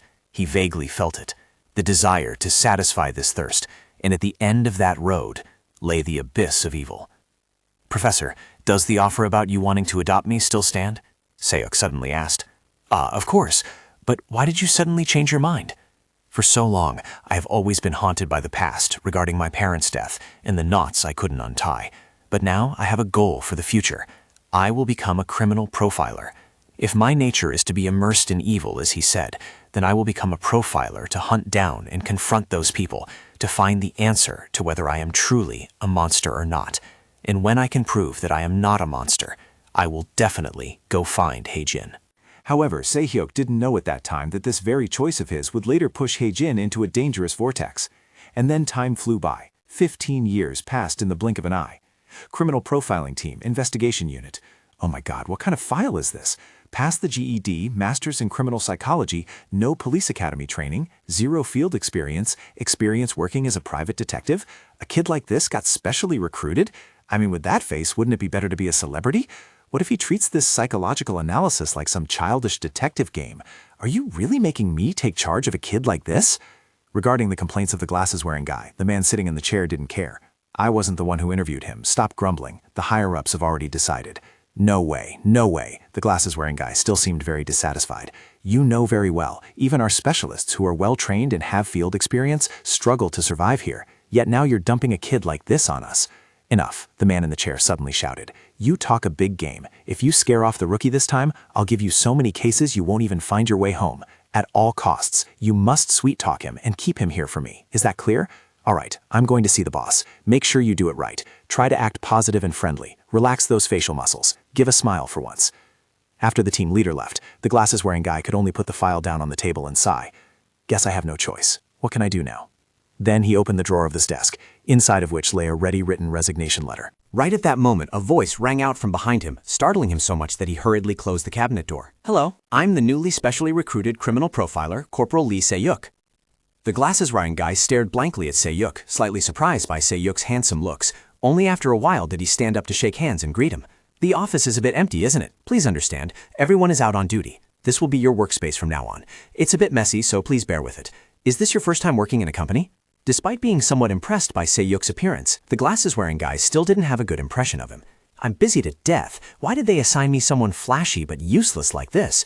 To simply explain the work we do, we reconstruct a crime scene and identify the suspect through evidence found at the scene and forensic analysis, then suggest a direction for the investigation. You could say it's a form of investigative consultation. Now, you give it a try. Saying that, the glasses-wearing guy handed Se-hyuk a file. If you have any questions, feel free to ask me. Just then, the glasses-wearing guy's phone rang. Yes, Detective Kim speaking. About those footprints, are they really from a shoe model released 3 years ago? Are you sure? Meanwhile, Se-hyuk had already begun studying the file Detective Kim gave him. There was no CCTV footage, nor were any fingerprints or DNA found. The estimated time of the incident was 3 p.m. There were bloody footprints from a size 260mm shoe, believed to belong to the perpetrator, and a laceration on the victim's eyebrow at the coffee shop. There was a stab wound on the neck, dislocation of the temporomandibular joint, and subcutaneous hemorrhage on the forehead scalp. Otherwise, there were no signs of resistance. The weapon was believed to be a steak knife or something similar. The only missing item was the victim's handbag. Behind Se-hyuk, Detective Kim watched him, unable to understand what he was thinking. Did that guy think the culprit would just walk out if he stared at the documents long enough? He had no idea that at this moment, Se-hyuk was immersing himself as the culprit, wanting to use this method to track down clues. At that time, the culprit pushed the door open and entered. The coffee shop owner, seeing a customer arrive, enthusiastically stepped forward to greet him. and just as the owner turned around to prepare the order, the culprit seized the opportunity to assassinate her with a knife from behind. But whether due to the woman's vigilance or the culprit's carelessness, he missed the stab. However, the culprit quickly regained his excitement and stabbed at the victim once more. This time it was accurate. After the woman was overcome with pain, the culprit even used his foot to torment the victim, as if to vent the anger in his heart. After finishing off the victim, he walked toward the POS machine containing money. It would take too much time to destroy it, so he decided to take the victim's handbag and leave. Se-hyuk was deep in this immersion when suddenly a hand was placed on his shoulder. When Se-hyuk turned his head to look back, his eyes at that moment looked no different from those of a serial killer. That look scared Detective Kim so much he almost peed his pants, but Se-hyuk's face quickly returned to normal. Just now, his gaze briefly resembled that of a terrifying murderer, and was truly scary. What do you think after reading the document, Se-hyuk? Feels like searching in a desert, doesn't it? It's okay, even if you guess wrong. Just tell me your thoughts after reviewing it. Come on, speak up, kid. Criminal profiling isn't like the characters in movies or cartoons. Se-hyuk began to present his analysis. From what I see, the culprit chose to sit in a spot with a clear view and only exchanged a few sentences with the victim. We can observe the behavior of taking valuable items after the killing, which suggests that he lacked the confidence to control the victim verbally. Based on the 260mm bloody footprint, the perpetrator is estimated to be between 165 and 170 tall. It is highly likely he has trauma from being abused due to speech impediments and feelings of physical inferiority. The failure of the initial attack shows he was unfamiliar with the weapon used, and since the victim didn't die immediately after the second strike, the culprit used his foot to end the victim's life. He is likely between 30 and 40 years old. His highest education level is estimated to be high school, and it is very probable that he is unemployed or works in manual labor that doesn't require communication with others. People who know him would describe him as a quiet person, and he likely has a prior record for theft. So is there a possibility he's an acquaintance of the coffee shop owner? Detective Kim asked softly. That's impossible, because this type of criminal views conversation itself as a source of pressure. He would look for a target without needing to exchange words. It is highly likely there will be a second victim if we don't catch this culprit quickly. Is he telling me that the case Senior Ji-sok struggled to solve, despite visiting the scene back and forth for 6 months, this kid managed to figure out in just a few minutes? Is this kid actually human? Detective Kim immediately tossed another set of documents to Se-hyuk. Try doing this one too. Not taking too much time, Se-hyuk began to draw his conclusion. It seems the crime scene has been altered significantly. In my opinion, there is a very high probability that the culprit is highly educated and majored in chemistry, holding at least a master's degree. What the hell is this? Did he immediately guess correctly that the rookie from the forensics department messed up the scene, and even that the culprit specializes in chemistry? Kim Ki-yoon, represent, you crazy! A shouting voice rang out from outside. It turned out the captain, who had been out, had returned. Seeing the captain arrive, Se-hyuk immediately stood up and bowed. It's an honor to meet you. I am the rookie, Lee Se-hyuk. Nice to meet you. I am the station captain, Gyun Jung-hyun. After a handshake, Se-hyuk received the familiar remark again. Your hands are really warm. Kim Ki-young, come here with me for a moment. Rookie, you can grab some black coffee over there. No matter how this place looks, it's not that scary, so don't run away. Just make yourself at home. Are you mad at me because I assigned you a flashy rookie when you already have too many cases? There has to be an order to things anyway. Why did you push those difficult cases that you and Ji-suk were working on onto the rookie? If we make him do boring tasks and scare another rookie away, will you take responsibility? Detective Kim intended to explain a few things to the captain, but he simply didn't want to hear it. Save it. We've decided to transfer him to the Major Crimes Unit 1. I just discussed it with the chief. It'll be more convenient for you to have someone with practical experience instead of this rookie kid. Besides, Major Crimes Unit 1 is quite famous, full of rude and crazy guys. He might just have a little trouble adapting, but you know the saying, spare the rod and spoil the child. Anyway, we'll transfer him tonight, so remember to buy him a bowl of gimbap before sending him off. Don't scare him, understood? I have a lecture to give, so I'm leaving first. Seeing the captain leave, Detective Kim could only clutch his head. He only said what he wanted. Did he really not listen to a single word I said? A moment later, when Detective Kim returned, he found Se-hyuk still intently reading the pile of documents he had been given earlier. Senior Kim, may I ask you something? Have these cases already been solved? Yes, Detective Kim replied. Regarding the murder case at the cafe, a second victim appeared just as you predicted.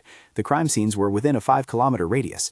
He committed crimes continuously and followed a concentrated pattern, as if choosing prey within his own territory. The second case occurred 3 kilometers from the first, and the victim was a cafe server. The culprit ordered a coffee while staying there. Se-hyuk, what do you think the culprit did next? Se-hyuk replied, he probably stole the victim's valuables and fled immediately after killing them, right? That's right. 2 people were killed, but the total amount he took was a mere 350,000 won.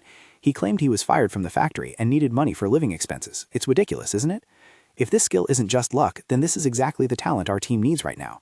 But would transferring him like this be counterproductive? Hey Se-hyuk, please don't misunderstand and listen calmly. On your first day of work, you will be transferred elsewhere. That's right, to Major Crimes Unit 1. The captain wants you to gain more practical experience in field operations. For Se-hyuk, being transferred there wasn't really a disadvantage. It was actually better. Since evil often exists more out in the field than in books, this gave him more opportunities to meet and encounter them. While Se-hyuk was standing in front of the Violent Crimes Unit 1, a terrified man ran up to ask for help. It seemed he was being followed by someone very scary. Geez, people like you really make me tired. A bald man with a menacing appearance appeared and spoke. The other man, hands cuffed, trembled and said, "You say you're a cop? Does that make sense? Just looking at you, you look more like a thug than a cop. Who sent you? Was it the Samjong gang? Did Yi Shik from the Samjong gang send you? Stop talking nonsense and follow me quietly for interrogation." The gangster-looking man immediately dragged the man inside the Violent Crimes Unit. Se-hyuk didn't pay much attention to what just happened and walked straight into the office of Violent Crimes Unit 1. "Hello? Is anyone here?" The first person Se-hyuk saw inside was a girl with eyes like a demon. Seeing someone arrive, the girl was startled and hurriedly fixed her appearance. "Hello? How can I help you?" "I'm speechless with you. Truly nonsense. Didn't you hear what the captain said? He said our team lacks customer service skills. Be as friendly as possible to civilians. Don't you remember? Watch and learn from me." After speaking, the fat man walked up to Se-hyuk, revealing a smile that couldn't be more disgusting. "Hello? How can I help you?" "Nice to meet everyone. I am Sergeant Lee Se-hyuk from the criminal profiling team." Hearing this, the muscular man seemed a bit disappointed. "Criminal profiling team? I requested additional support manpower and this is what they sent me? Fine, I've heard about you. I am Choi Jong-cho. Hey, Tarantula, you're getting ready to go investigate and take statements, right? Take this criminal profiler Lee Se-hyuk along with you. All right, if you have any questions, just ask Tarantula. She will answer you properly." Although a bit unwilling, Tarantula could only sigh and then lead Se-hyuk along. Se-hyuk spoke up. "Excuse me, Senior, may I ask who we are meeting for the interview?" She turned her head and replied, "A murder occurred yesterday. We are going to meet the last person the victim spoke to and the victim's girlfriend." A murder case? Se-hyuk's face immediately lit up with excitement upon hearing this. This is getting interesting. The scene shifts to another location, where two people are loading items into a car. "Appa, hurry up, come on, we have to be quick."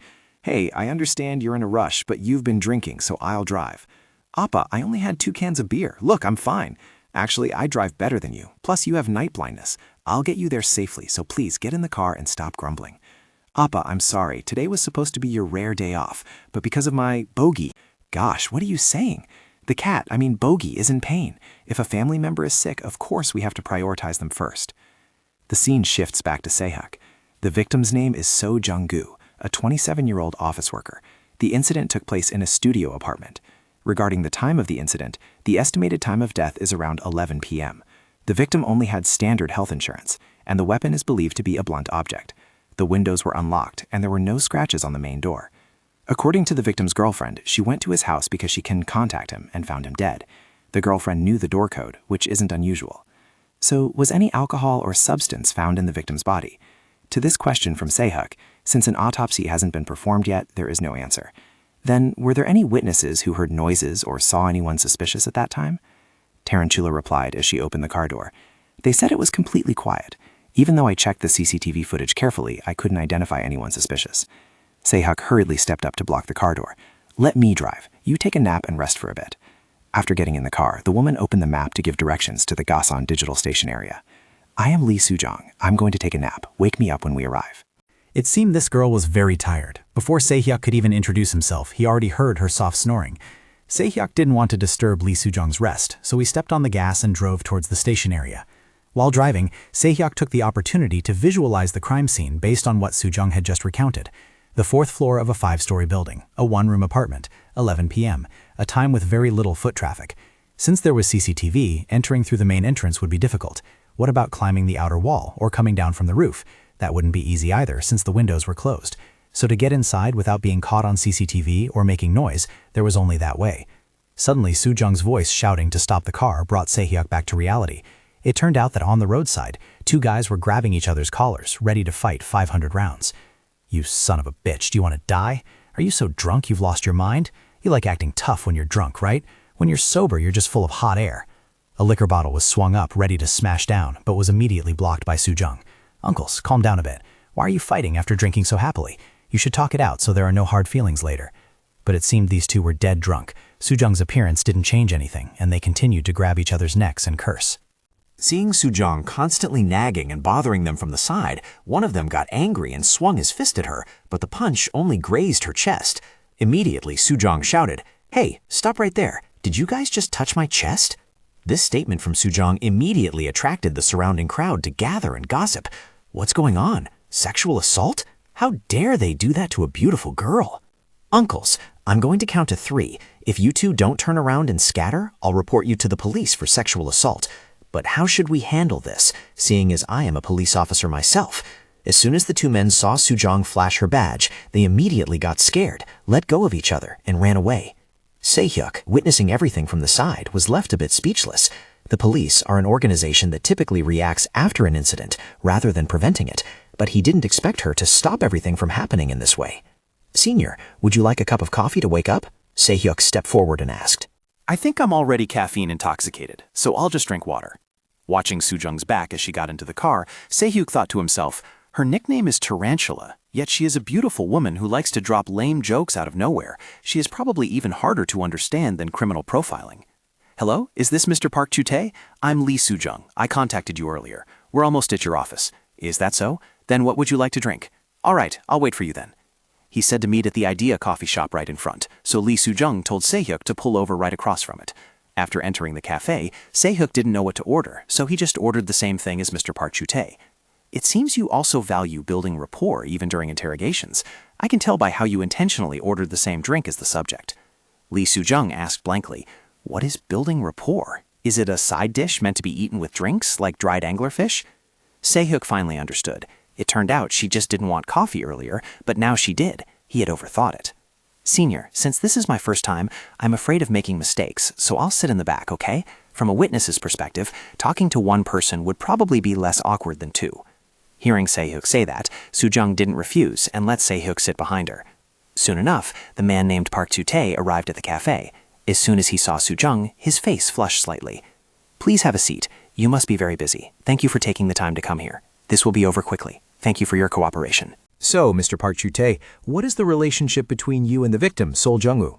We were college friends. We hung out together for many years. Even last year I went to the Springs with Jung-woo, but I never expected he would end up like this. So you two were quite close, right? Looking at the call history, you contacted each other quite frequently. You spoke on the phone with Jung-woo 30 minutes before his estimated time of death. Did his voice sound worried, or was he arguing with anyone? Was there anything unusual? No, nothing at all.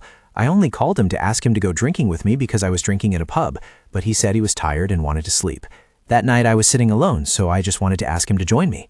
Recently, have you heard anything about Jung-woo doing something that caused resentment, or perhaps lending money to anyone?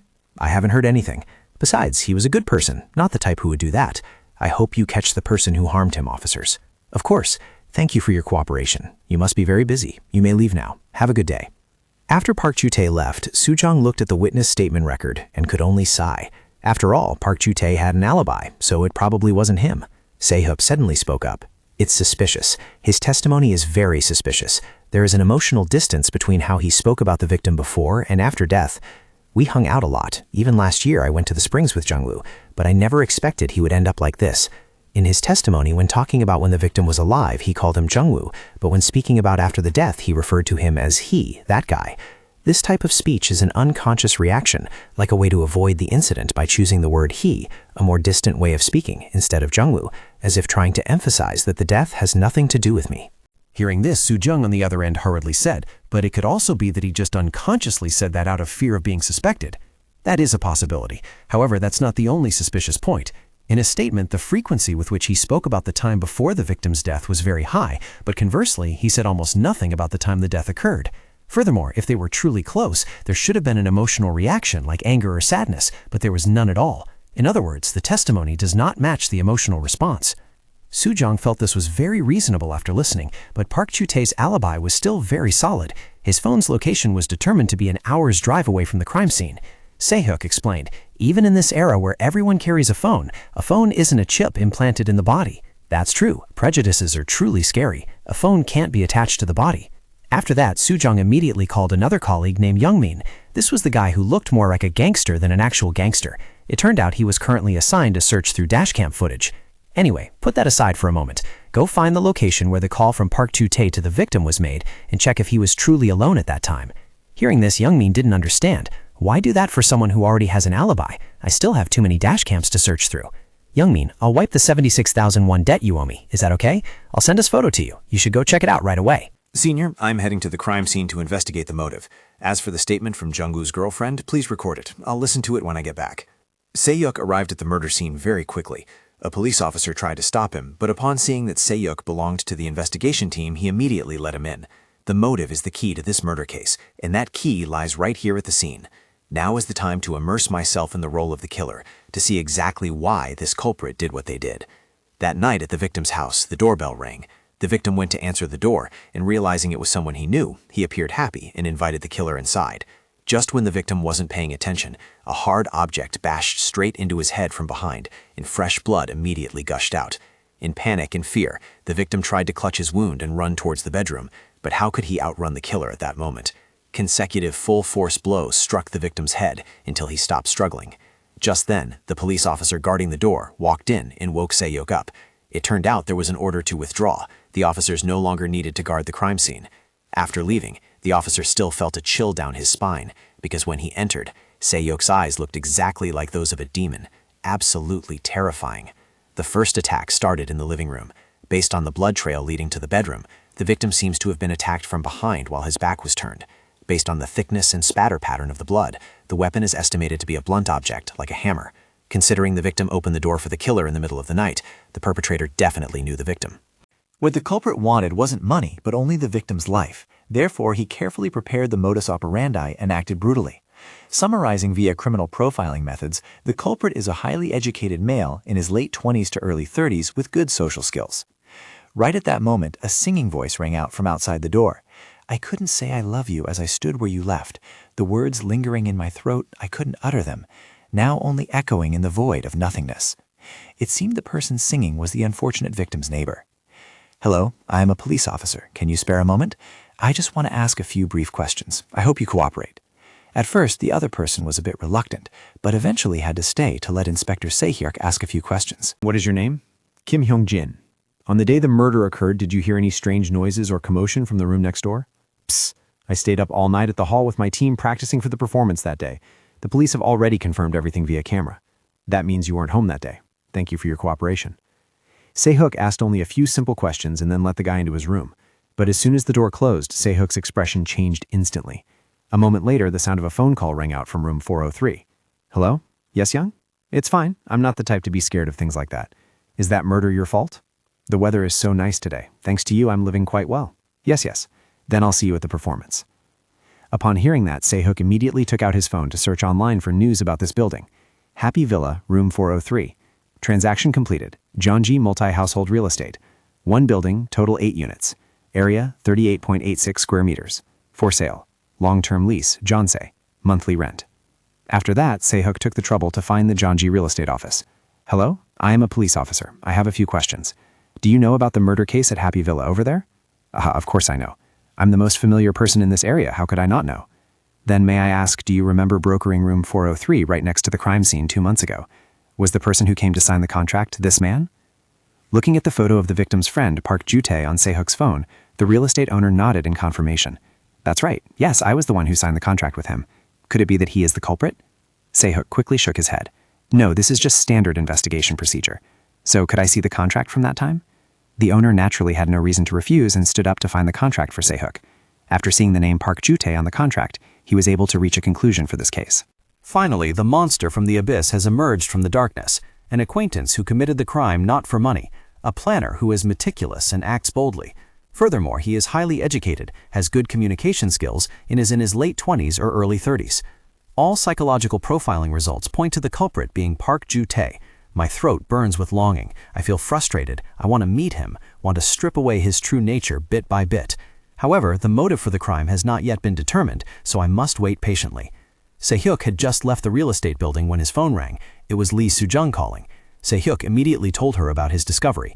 It turned out that the person renting the unit next to the crime scene was none other than Park Ju-tae. The contract was in Park Ju-tae's name, but the person living there was someone else.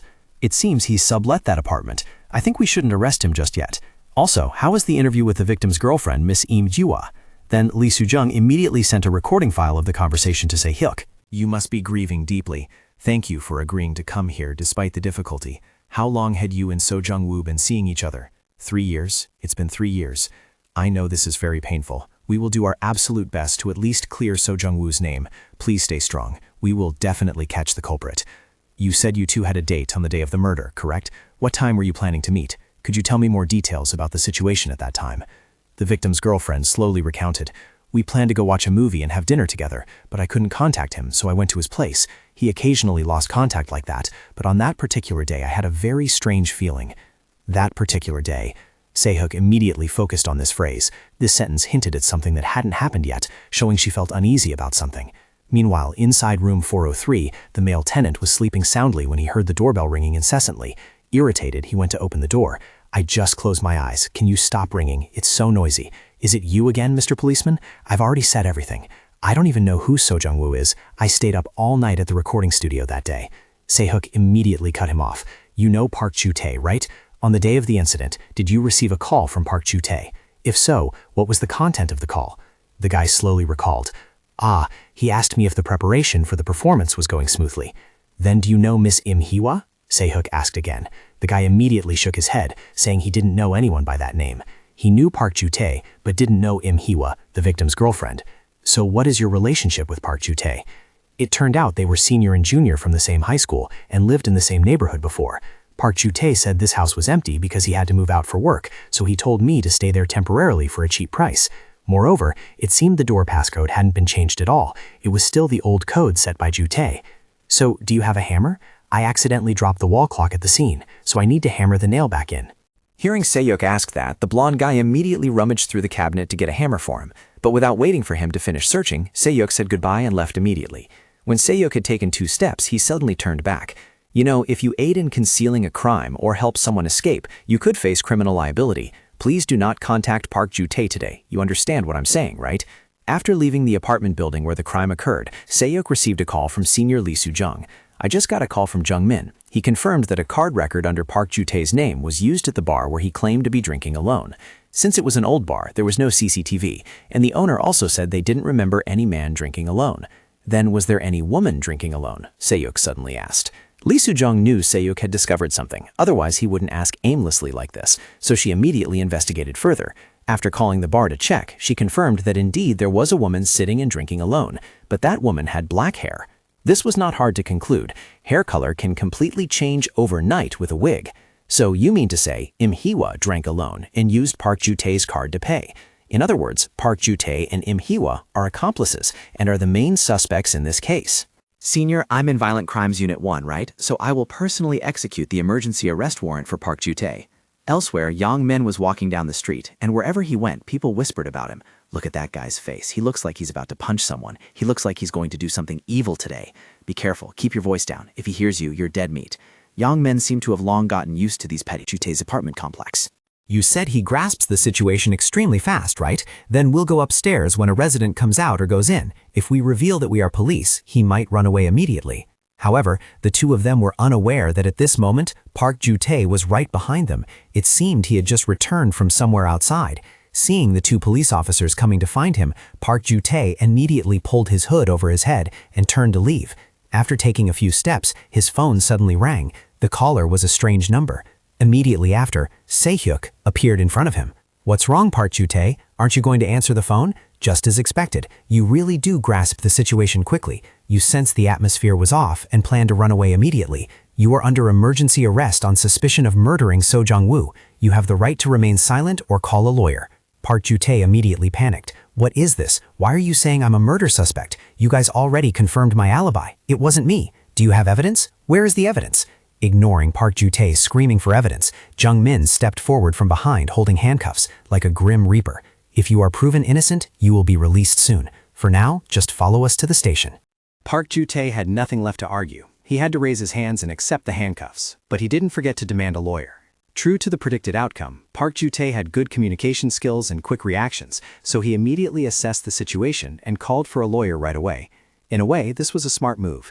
It wouldn't be easy to get a statement from someone like him, as he would exercise his right to remain silent in any disadvantageous situation. However, if I strike at his Achilles heel, he will have to confess automatically. Very quickly, Se-hyuk and Young Min boarded Park Ju-tae back to headquarters for interrogation. This time, he no longer had the same demeanor as when they first met.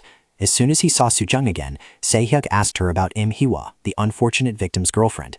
It turned out that the girl had also been arrested and was currently in the interrogation room.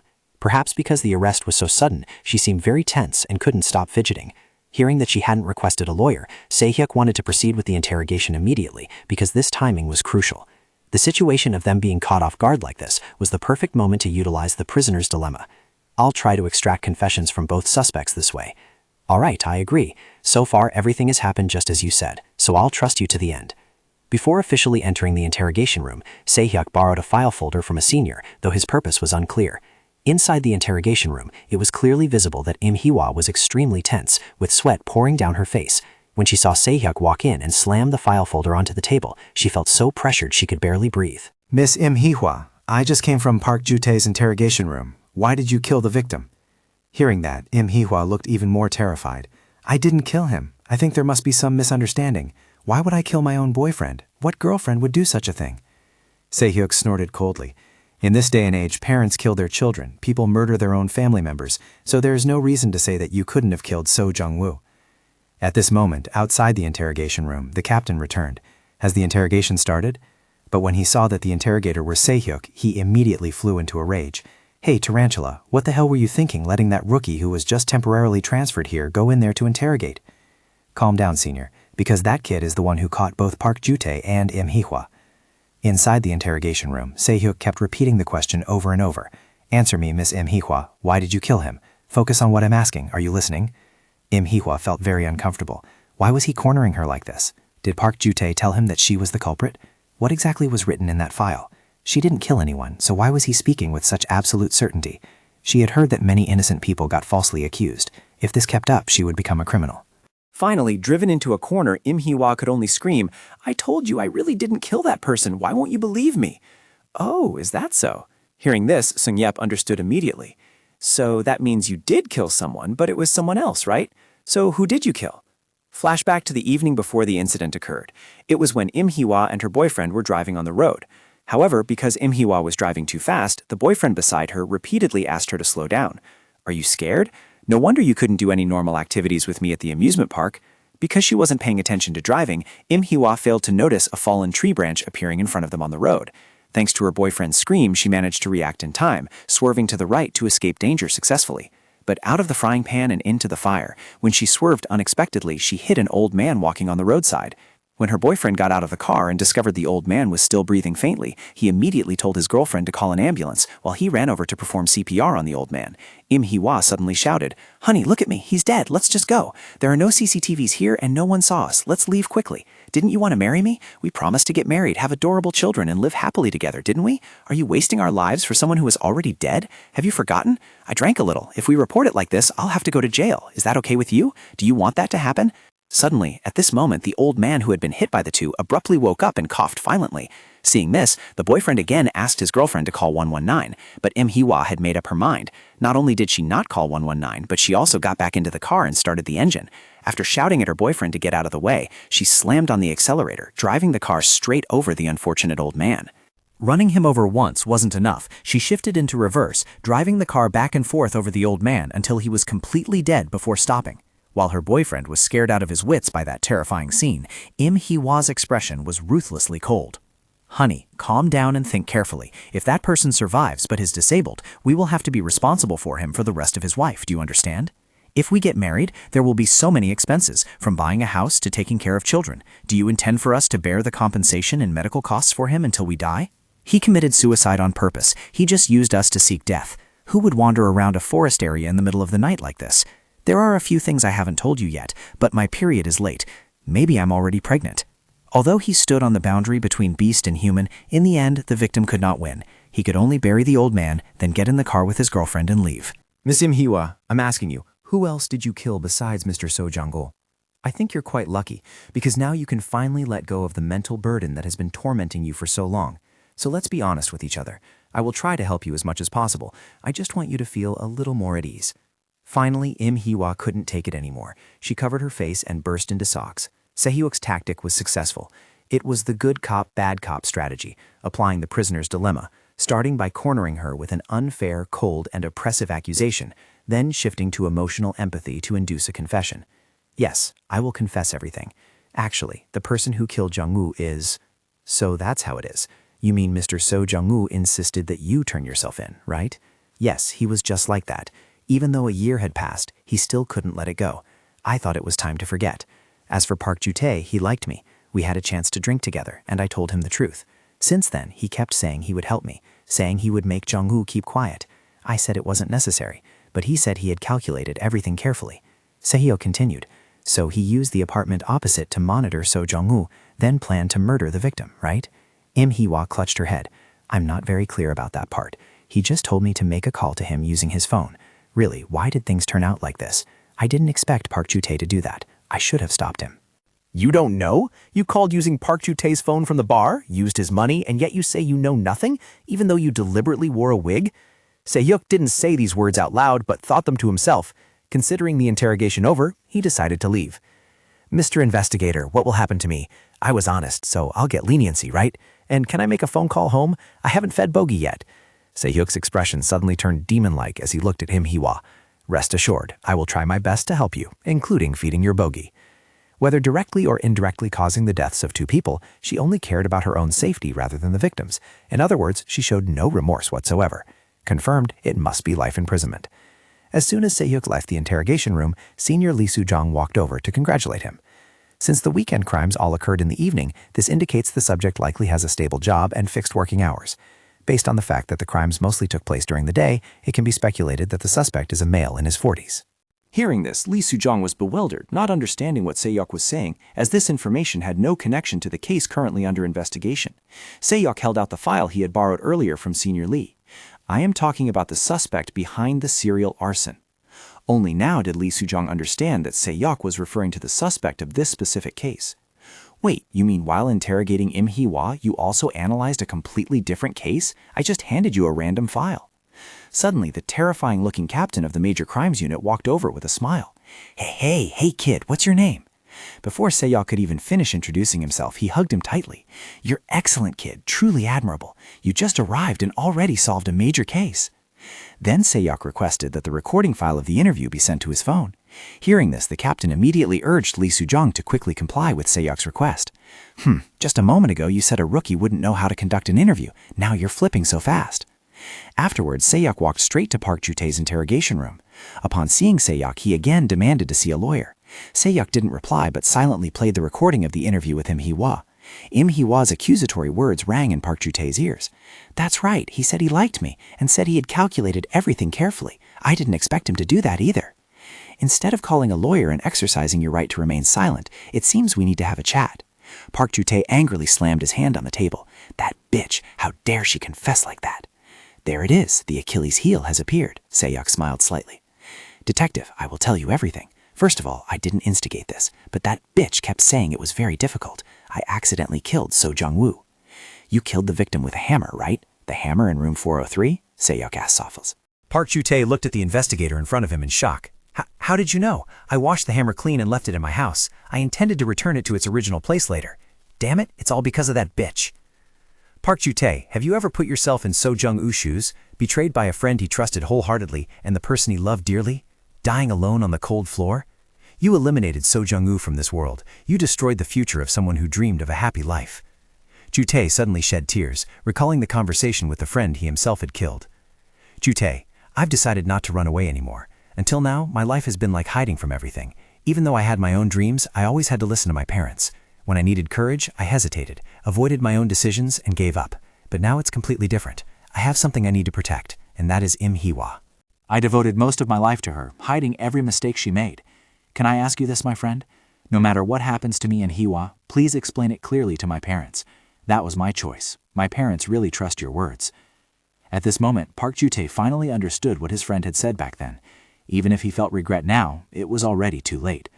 The murderous blood rises when they forget they are human, and when they realize they are human, the true punishment begins. The door to the Violent Crimes Unit burst open, and Lee Soo-jong rushed in frantically. Senior, we got it. The serial arson case. Among the people we screened, there is one person who perfectly matches the profile Se-hyuk created. Look, a man in his 40s with a stable job and fixed working hours. As she spoke, she handed the captain a sheet of paper with handwriting like chicken scratch. Is this written by worms or dogs? I can't read a single word. But did that kid Se-hyuk have time to look into the file of this case? Lee Soo-jong recounted. Before interrogating Im Hee-hwa, he asked for a case file folder to create pressure. I just handed him this one handy. Who would have thought he would analyze and identify the culprit? After hearing this, the captain couldn't believe it either. Interrogating a suspect while simultaneously profiling a different case, how is such a thing even possible? Meanwhile, Jungmin, along with many police officers and police dogs, was conducting a search based on Im Hee-hwa's testimony and finally made a discovery. In the desolate forest, they found the body of the victim stabbed by Im Hee-hwa. The body was now just a skeleton and some shreds of clothing. What? One arrow hitting 3 targets? That rookie kid solved 3 cases at once? Turns out this person is the elusive Bureau Chief Shen Long, who shows the head but hides the tail. The scene shifts to Se-hyuk. After work, instead of going home, he went to a food stall in an inconspicuous corner of the street. Inside, an old woman and a young man with red hair were cleaning up after a busy day. Just then, the red-haired guy's phone rang. Yes, young Neem, you're finally done? Exhausted on the first day, huh? Only finding time to call me now? It turned out the caller was Se-hyuk. Thanks for your hard work. Anything unusual? No strange traces around, right? Gosh, I told you already. If you're worried, come see for yourself. How long are you planning to play Daddy Longlegs? Self-study time is almost over. She'll be home soon. If you come now, you'll meet her. It's perfect. Just then, the girl, Haejin, returned from school. As soon as she got home, she anxiously asked about how the business went. Se-hyuk didn't dare to show himself, only standing from afar, observing everything silently. Haejin, my only blood relative. I want to meet her, want to see her, want to be with her normally, but it's not the time yet. Because the risk factor named Aki still exists. As long as he is alive, I cannot meet her. Kim Hyun-woo, you know this, right? If any suspicious signs appear, call me immediately. It turned out this red-haired kid was Aki's younger brother. He immediately nodded. Of course, I am the one waiting for Aki to appear. Anytime, whenever, wherever, because that is me. And don't forget, Se-hyuk, the moment the trash that needs to be incinerated appears, contact me. The scene shifts to another location.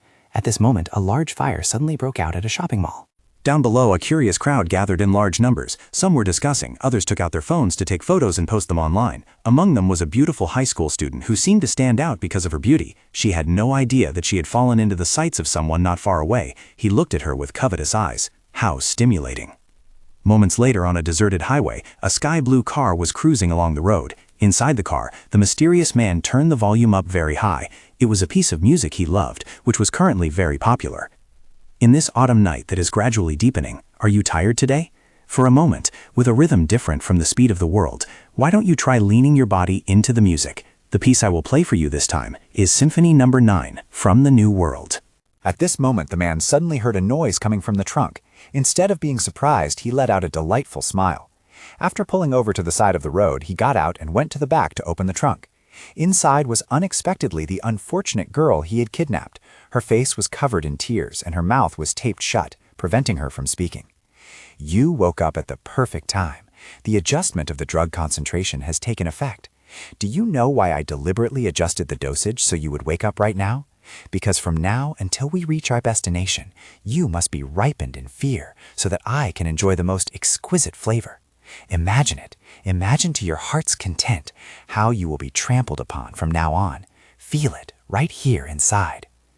After threatening her to satisfy his desires, the man ignored the terrified girl, happily closed the trunk, and continued driving away. The next morning, Se-hyuk had just arrived at the headquarters of Violent Crimes Unit 1 when he met Senior Youngmin, who immediately greeted Se-hyuk and started chatting. Hey, Se-hyuk, to be honest, what was your first impression of me? Do I look like those Chinese killers in the movies? I don't mind, just answer honestly. Hearing the word honestly, Se-hyuk immediately imagined a scene where Youngmin was holding a cleaver torturing someone. Oh my, probably because I just caught you today, you look so fresh. Hey, don't struggle like that. If it splatters everywhere, cleaning up will be exhausting. By the way, do you sing well? Who knows, if you sing well, I might spare you. You think I'd actually say that? Se-hyuk asked himself, should I tell the truth? Se-hyuk, remember the countless books you read while in a coma. There must be one. That's right, it's that book, How to Manage Social Life Well. Chapter 1. First of all, smile brightly. Se-hyuk forced a very fake smile. You and my thoughts are not like that at all. You don't look like a police officer at all. Hearing this answer from Se-hyuk, Senior Jungmin's face immediately darkened. Se-hyuk instantly noticed this slight change. He remembered Chapter 2, give a compliment suitable for the other person. Ah, right, you look very charismatic. Hearing the word charismatic, Jungman's face finally relaxed a bit. Charismatic, huh? Very good. You worked very hard to solve the case, even though yesterday was only your first day, so just relax today. Watching Jungman's figure leave happily, Se-hyuk breathed a sigh of relief. It seemed he had luckily passed the test of this difficult senior. As soon as he stepped into the office of Violent Crimes Unit 1, Se-hyuk was immediately hugged by a man running towards him. Welcome, our treasure. I am Jung-gu Chol, the captain of the Major Crimes Division. You are now family, so feel free to make yourself at home here. I heard that yesterday, as soon as you saw Im Hee-hwa and Park Ju-tae, you said, those two bastards are the culprits, Shibal. Just then, Lee Soo-jong passed by and was immediately scolded by the captain. Are you still here? Get out of here quickly. Go to a public bathhouse at least and deal with your greasy hair. It's both greasy and smelly. Before leaving, Lee Soo-jong didn't forget to leave a meaningful remark for Se-hyuk. Come to think of it, Se-hyuk here is not only good at his job, but also a monster in social life, isn't he? After that, the captain also received a phone call. It seemed a large number of reporters had gathered for a press conference. Hey, our treasure, just relax and drink some coffee. You don't need to answer any incoming calls, okay? After giving the order to Se-hyuk, the captain happily left for the press conference. Not long after he left, Se-hyuk heard a nearby phone ringing again, but as an exemplary police officer, he couldn't just ignore it. As soon as he picked up, a stream of cursing rang out from the other end of the line. Hey, you maggot-like scum who only know how to waste tax money. You guys just sleep in your cars instead of catching criminals, don't you? You damn cops are always like this. Just as the cursing finished, the person on the other end immediately hung up. Not giving Se-hyuk a chance to explain even a single sentence, he could only sigh helplessly and put down the phone. Right at that moment, a middle-aged woman walked into the entrance of the Major Crimes Unit. Detective, please find our child. The kids should have been home yesterday, but we still can't contact them. The scene shifts to an apartment complex somewhere in the city. Parked nearby is a car, the very blue car belonging to the mysterious man from last night. Next to the car is an empty lot and a shovel. Faintly visible beside it is a human hand buried underground. Back at the Major Crimes Unit, Se-hyuk was currently inquiring the woman about her daughter's situation. Ma'am, what time does Hwa-young usually come home? I understand your feelings right now, but right now, you even have to put aside the time to grieve. You need to answer my questions clearly. We have to find your daughter, right? Sob. She usually comes home around 9 p.m. Yesterday, the last time she could be contacted was at 6 p.m. Here are the messages we sent to each other. It turned out that yesterday at nearly 6 p.m., the girl named Hwa-young was present at the scene of a fire. She even took a picture and sent it to her mother, after which contact was completely lost. The last confirmed location where Hwa-young was present, on this busy street with people passing by, she seemed to have vanished, evaporated from the world. If this is a kidnapping, who could the culprit be? A man with a solid physique, strong enough to easily subdue a woman, a stable work environment but irregular hours, and it is very likely that his job involves moving around under orders, someone who doesn't attract attention when appearing at the scene, someone who could kidnap Hwa-young without anyone noticing. To clarify the trick that allowed the kidnapping to avoid the eyes of so many people, we need to find more pieces of the puzzle. In the last messages there was nothing unusual, and I don't see any reason for the girl to suddenly disappear on her own. First of all, can you write down Go Ah-jung's daily habits, the route she usually takes, and her travel times? Also, regarding her personality and friendships, please write as much detail as possible about Ah-jung. Very quickly, Ah-jung's mother sketched out a few detailed characteristics of the unfortunate girl and handed them to Se-hyuk. Go Ah-jung, 18 years old, estimated height about 162 centimeters, weight around 40 kilograms. Based on chat logs on the messaging app with her mother, the girl dislikes bothering others and has a high sense of responsibility. Usually her life follows a fixed sequence: school, library, cram school, home. On the day of the incident, it was the same. After leaving school at 3:30 p.m., she went straight to the library. She stayed at the library for about 1 hour and 50 minutes. Then, while on her way to the cram school, a fire broke out at 5:43 p.m. But considering Ah-jung's personality, even if the fire caught her attention for a moment, it is very likely she would have immediately continued to the cram school. However, Ah-jung has disappeared. Why on earth is that? Just then, Lee Soo-jong returned because she forgot her wallet, and Se-hyuk took the opportunity to tell her about Ah-jung's situation. It was only then that they learned Ah-jung's mother had reported her daughter missing to the local police yesterday, but they told her she had to wait longer, so she had no other choice. At this moment, Se-hyuk also became extremely serious. Senior, I think we need to set out right now, because this is a missing person case, and time is of the essence. Lee Soo-jong also became extremely unhappy, believing the local police station had acted too irresponsibly. Then I'll take her home and check on that damn local station first. We also need to get their initial statement. Moments later, Lee Soo-jong was seen aggressively pushing open the door of the local police station and storming in. Go Hwa-jung, 18 years old. Who took the report? Did you guys not receive the missing person report for this girl last night or what? The police officer present stammered. It was probably around 9 p.m. last night, I think. Just a simple runaway case. Lee Soo-jong cut him off immediately. Damn it, Corporal Kang, state the statement of the reporter, not your speculation. She said her daughter didn't come home and didn't go to recram school either. As you know, there are quite a few students running away from home. Li Suzhong's face darkened. If this isn't a runaway case, but a kidnapping, can you take responsibility, Corporal Kang? What will you do if something unfortunate happens to Go Huazhang? If it were your child, would you handle it like this? Just then, another man interrupted. Detective Li, why are you so hot-tempered early in the morning? Long time no see. It turned out this man was the chief of the local police precinct, Inspector Gu Dongchun. I was just about to go meet Go Huazhang's mother. Don't misunderstand, Detective Li. I know how busy Violent Crimes Unit 1 is, so how could we dump every report on you, right? Li Suzhong replied. Inspector Gu, judging by the statement of the reporter and the content of the last message, I believe there is a high probability that this is not a simple runaway case, but a disappearance. Of course, you can think that way. However, when you've been in this industry long enough, you can guess just by looking. I believe the highest probability is still a runaway case. We also want to investigate every case thoroughly, of course we do. But do you know how many reports we receive every hour? Over 20 cases. In such circumstances, can we cling to a report that is likely just a runaway? Are other reports not important? Drink this and calm down a bit. What you are thinking isn't everything, Detective Li. Li Suzhong snatched the coffee bottle from Inspector Gu's hand and smiled, saying, Inspector Gu, our team has officially taken over the case, and the members are on the move. Quanjua, Zhou Hiri, I heard they are close friends of Go Guangzheng. I have an urgent matter to attend to immediately, so could you mobilize some manpower for me? Oh ho, that's difficult. Even if it's your request, Detective Li, dispatching personnel isn't something I can just say yes to and do.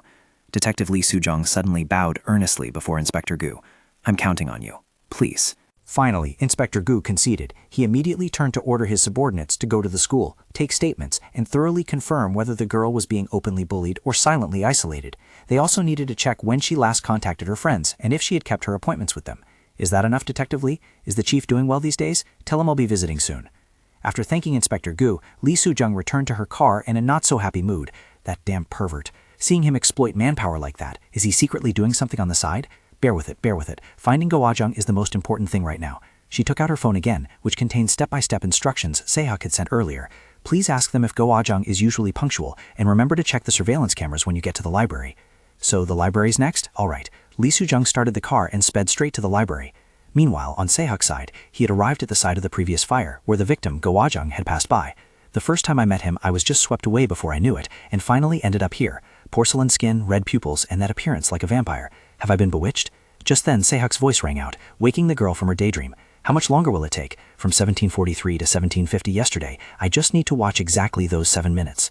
The blonde girl was startled at this moment and opened the video recording from that time period for Sang-hyuk to see. If Huazhang had left the fire scene and gone straight to the academy, she would definitely have been captured on this store's CCTV. But she isn't here. Huazhang's figure doesn't appear on this at all. Now everything is clear. Huazhang could not leave the fire scene. Ultimately, the answer still lies at the fire scene. There's no point in continuing to search elsewhere. After checking the information here, Se-hyuk thanked her and said goodbye to the blonde girl. Just as he stepped out, he received a phone call from Senior Li Suzhong. I checked the library CCTV. There are no unusual signs like someone following Huazhang or any other suspicious situations. Se-hyuk simultaneously combined this with his own previous deductions and almost understood what had happened. I am on my way to the burnt building. I think we need to check the CCTV there as well. Very quickly, both Se-hyuk and Suzhong met with a security guard of the burnt building. He reported that a few officers had viewed and taken copies since yesterday. Li Suzhong immediately requested to see that tape and was led to the control room by the security guard.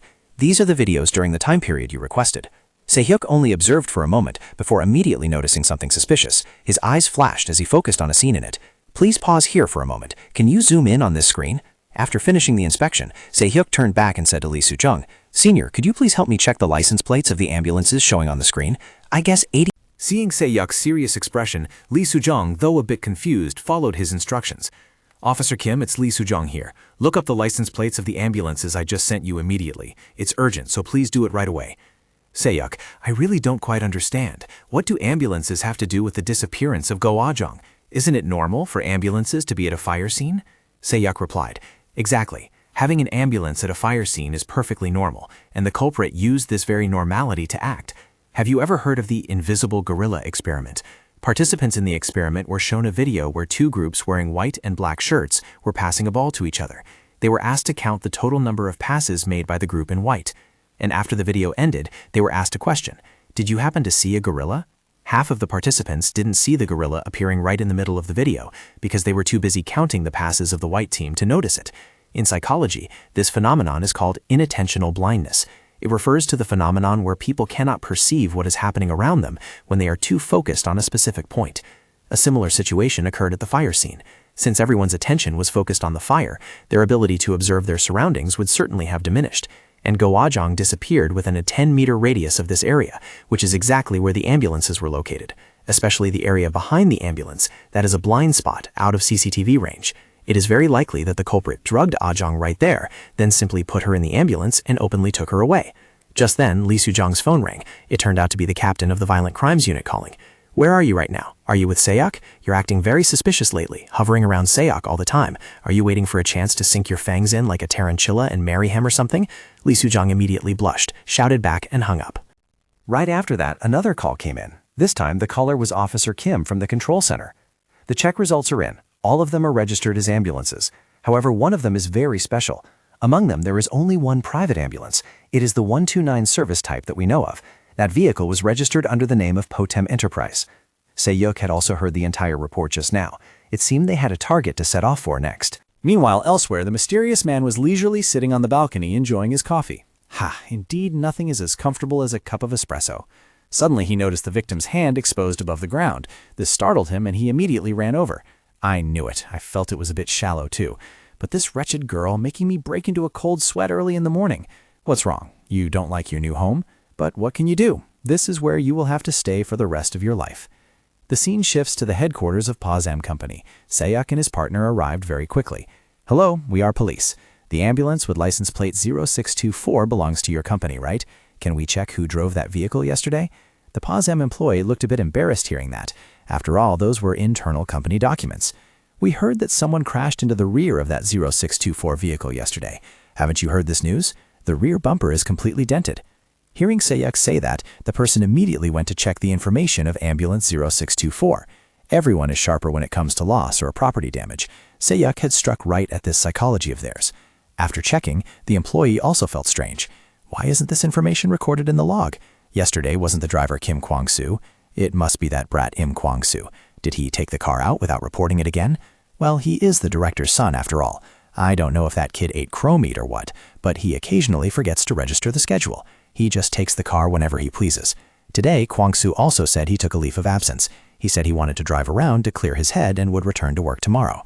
We need to confirm the damage status with the person directly involved, so please give him a call, Seok spoke up immediately. If his phone is off, the probability of him being the culprit is up to 85–90%. Just as Se-hyuk had speculated, the phone of the guy named Im Kyung-won was indeed turned off, making it impossible to contact him. So, can we check the CCTV in the parking lot? We need to compare the condition of the vehicle before and after the time of the collision to confirm the extent of the damage.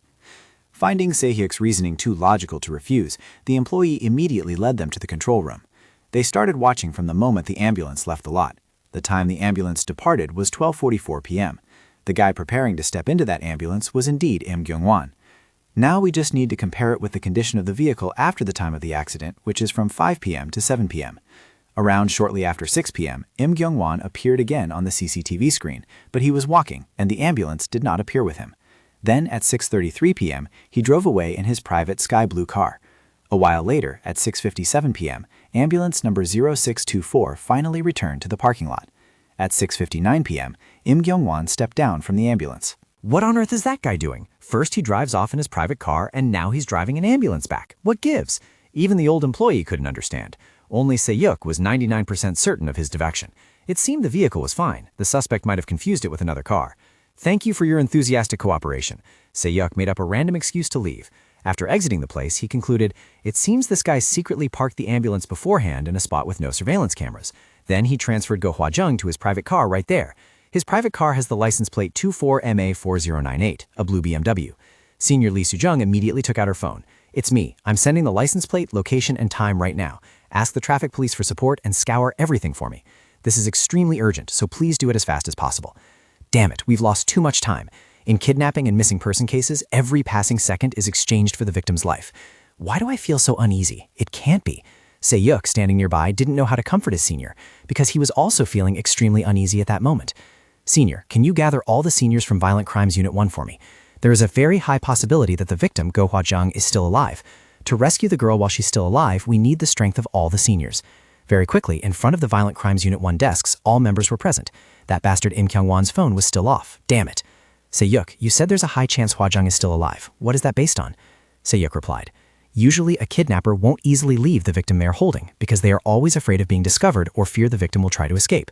Moreover, the moment right after the kidnapping is when they feel the most excited, so they will try to move to a desolate place as quickly as possible to carry out what they have planned. However, Im Kwang-soo was different. Even after kidnapping Go Hwa-jung, he leisurely returned to the company before taking his private car to leave. He showed no signs of anxiety or restlessness. On the contrary, he appeared very calm and full of anticipation, like a chef waiting for a dish to cook. He was simply acting according to a pattern he had set for himself, which meant he was extremely confident in his crime. This was likely not the first time he had done something like this. Given the nature of this criminal, he would undoubtedly make full use of his day off today to carry out what he had planned for Hwa-jung, because it can be affirmed that, at least for now, he is still keeping the girl alive. However, he said he would go back to work tomorrow, which means we don't have much time left. Just then, Lee Soo-jung's phone rang. It was confirmed that his car passed through Sannong intersection at 9:06 p.m. last night. Then it entered National Route 46. He was driving at night, and we don't know what he did to the license plate, so tracking him will definitely be a headache. At 7:42 p.m., the car passed through the area around Selung Station. At 8:40 p.m., it passed through the Byoli Station area, and at 9 p.m., the car crossed the Sannong intersection. We know he headed east, but where on earth did he go? How can we find him in such a short amount of time? Young Men spoke with a hint of frustration. Just as the group was at a loss for where to find the culprit, Se-hyuk, who had been silent until now, suddenly spoke up. Gapyeong, some motel or villa there. Im Ki-woong is there. Im Ki-woong passed through Sannong intersection at 9:06 p.m. and turned onto National Route 46. If you continue along that route, it leads to Gapyeong. Criminals really like places with mountains and water because it's convenient for disposing of bodies after killing their victims. But there are so many places with mountains and water. Why does it have to be Gapyeong? Young Men immediately asked. Today, Im Kyung-won took the day off and intended to return to work tomorrow. With a plan to commit the crime and then return to work, Gangwon or places further away would be too much. Judging by his personality from the condition of his car, he wouldn't own a villa just anywhere. A place that meets his standards, is secluded enough, and has a concentration of such villas. Gapyeong is indeed very suitable. Tarantula, call them and check if Im Kyung-won's car went towards Gapyeong. The time is around 21:50 to 22:10.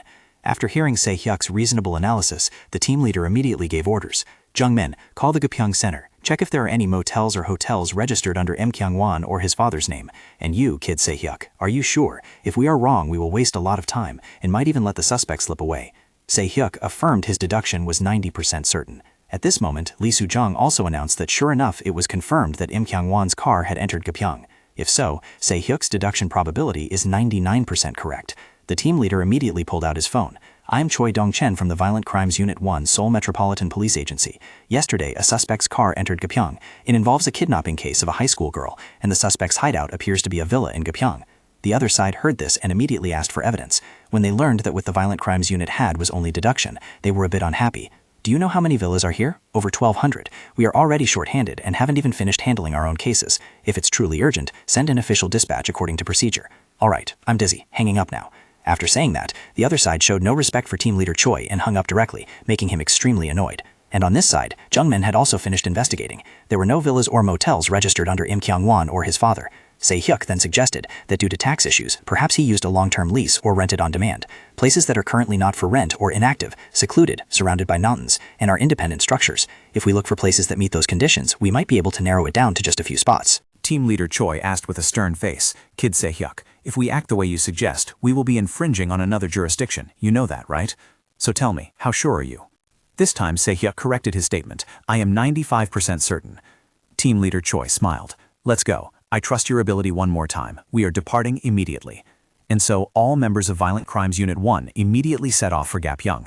In the car, they simultaneously narrowed down the scope from the 1,200 villas. Young Men narrowed down the suspect's possible hideouts using the method Se-hyuk suggested. There are 5 locations selected. I've sent the coordinates via message. Everyone check them.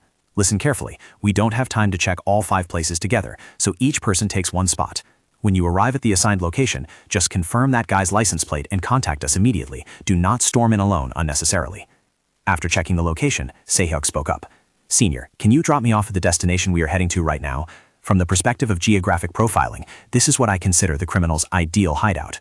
However, the probability isn't very high this time, only 65%. The reason Se-hyuk chose to get off at this location was very simple. On the satellite image, the soil in this villa's yard had a different color compared to the surrounding area. This was clearly a sign of it being dug up and then filled back in. Furthermore, there were very fresh tire tracks nearby, only tracks going in, none coming out. Se-hyuk looked straight at the villa in front of him. Perhaps his deduction was correct again this time.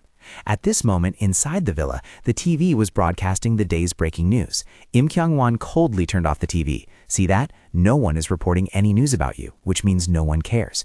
Even your parents couldn't be bothered to look for you.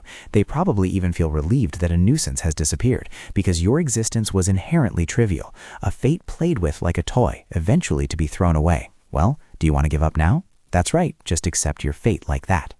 Im Kyung-won saw that the victim seemed to have given up resisting. He was in the process of psychologically manipulating her. Suddenly, urgent banging sounds came from outside. "Hey, Jisei, open the door, you bastard. You booked a really nice place, huh?" Im Kyung-won was furious that his fun was ruined. He immediately covered the victim's mouth, afraid she might scream. "Who is that? Did he get the wrong address? I'm not Jisei or whoever. You have the wrong place. This is a private villa. Get lost." An angry shout immediately came from outside. "Stop kidding around. Open the door. I'm starving out here. I broke up with my girlfriend because of you, went through hell to get here, and now you're not going to open the door for me?" Im Kyung-won also felt extremely frustrated. He immediately opened the door and cursed. "Fuck, I already told you I'm not some Chase or whatever." But when he saw the look in the eyes of the person in front of him, Im Kyung-won realized he might have just done something stupid. Se-hyuk's face revealed an extremely twisted smile. "It's you, isn't it?" Not letting Kyung-won understand what was happening, Se-hyuk gifted him a kick to the stomach. "Where is my stuff?" Im Kyung-won struggled to stand up. "What the hell are you talking about? You got the wrong place, so get lost. If you don't want to die, then beat it." Se-hyuk glared at the man in front of him and immediately interrogated him about the girl, Go Hwa-jung. The guy wasn't a pushover either. Knowing Se-hyuk had discovered him, he immediately pulled out a cleaver to attack him. But his cat-scratch martial arts were only enough to threaten weak girls. Against Se-hyuk, they were useless. "What the hell are you? Go Hwa-jung's family? How did you know about this place?" Come to think of it, it is quite curious. How is Go Hwa-jung doing now? Alive or dead? Right in that room over there. Do you want to know the answer? Kyung-won intentionally mentioned the victim to distract Se-hyuk. At the same time, he seized the opportunity to stab a knife into Se-hyuk's abdomen. Thinking he had succeeded, a victorious smile gradually appeared on his face. It turned out Se-hyuk had prepared well in advance. He was wearing a bulletproof vest underneath, causing Im Kyung-won to injure his hand instead. From this point on, it was legitimate self-defense. Se-hyuk immediately spun around and delivered a spectacular body slam to the man. Im Kyung-won, suppressing the pain, tried to reach for the knife, but Se-hyuk stomped hard on his arm. "That's evidence. Don't even think about touching it." "You son of a bitch. You really are Go Hwa-jung's family, aren't you? What, are you angry? Don't you want to hear what I did to Go Hwa-jung?" Se-hyuk replied with a cold face. "I don't really like these teeth." Then he walked up to Im Kyung-won and proceeded to break his teeth. "Now you look much more pleasant. It really suits you. By the way, what do you think of me? Do I look very much like a monster?" Blood gushed from Im Kyung-won's mouth as he looked at the person before him in terror. Is this bastard really Go Hwa-jung's family? What the hell is he? Confirm it yourself. See if I'm really a monster or not. If you guess wrong, you might actually die. Just as Im Kyung-won was about to face the Grim Reaper, the door was pushed open. The person coming to save the perpetrator was Senior Lee Soo-jung. After tossing the pair of handcuffs to Se-hyuk, she immediately ran to the room where the victim, Go Hwa-jung, was being held. Fortunately, the girl was safe. She was only bound by her hands and feet and was in a state of panic. After being handcuffed, Im Kyung-won looked at the madman in front of him with even greater shock. "Are you really a police officer? I am arresting you for kidnapping and assaulting a police officer. You have the right to remain silent." Just then, Team Leader Choi and Jungmin also arrived, though it seemed they were a step too late. Seeing someone else arrive, Im Kyung-won immediately demanded to call a lawyer. "Do you police officers have the right to beat someone up like this? I want to sue this bastard for knocking my teeth out." Team Leader Choi saw the knife nearby and knew clearly it was the weapon Im Kyung-won used to attack Se-hyuk. He even stepped forward, intending to beat Im Kyung-won up some more. "Trash like you deserves to be beaten. A human must act like a human, but you are just an animal." After handing the perpetrator over to Jungmin, Se-hyuk immediately led Team Leader Choi outside, because upon entering, he had made another discovery. After digging up some soil, sure enough, they discovered another unfortunate victim buried beneath. This girl had also died not long ago. Her body had not yet decomposed. It seemed Im Kyung-won had dumped bodies all over this yard. If they dug elsewhere, they would likely find more corpses.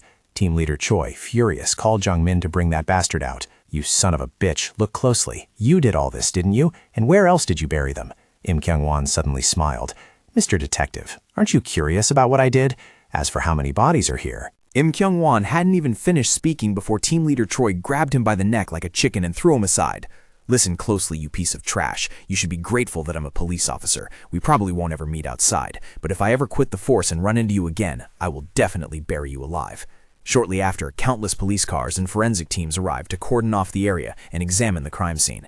At the office of Chief Han Ji-sob, "What? You mean to tell me it wasn't Violent Crimes Unit 1 who caught the culprit, but that rookie caught him with his own hands? Does that sound reasonable to you? He's only been a cop for a few days. I just shoved a random rookie into Dongchin's team because he kept whining."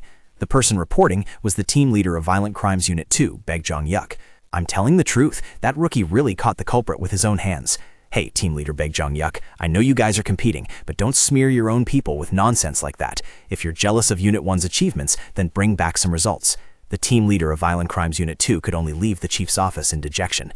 "I guess we'll have to dig into our own pockets to cover the investigation budget this month.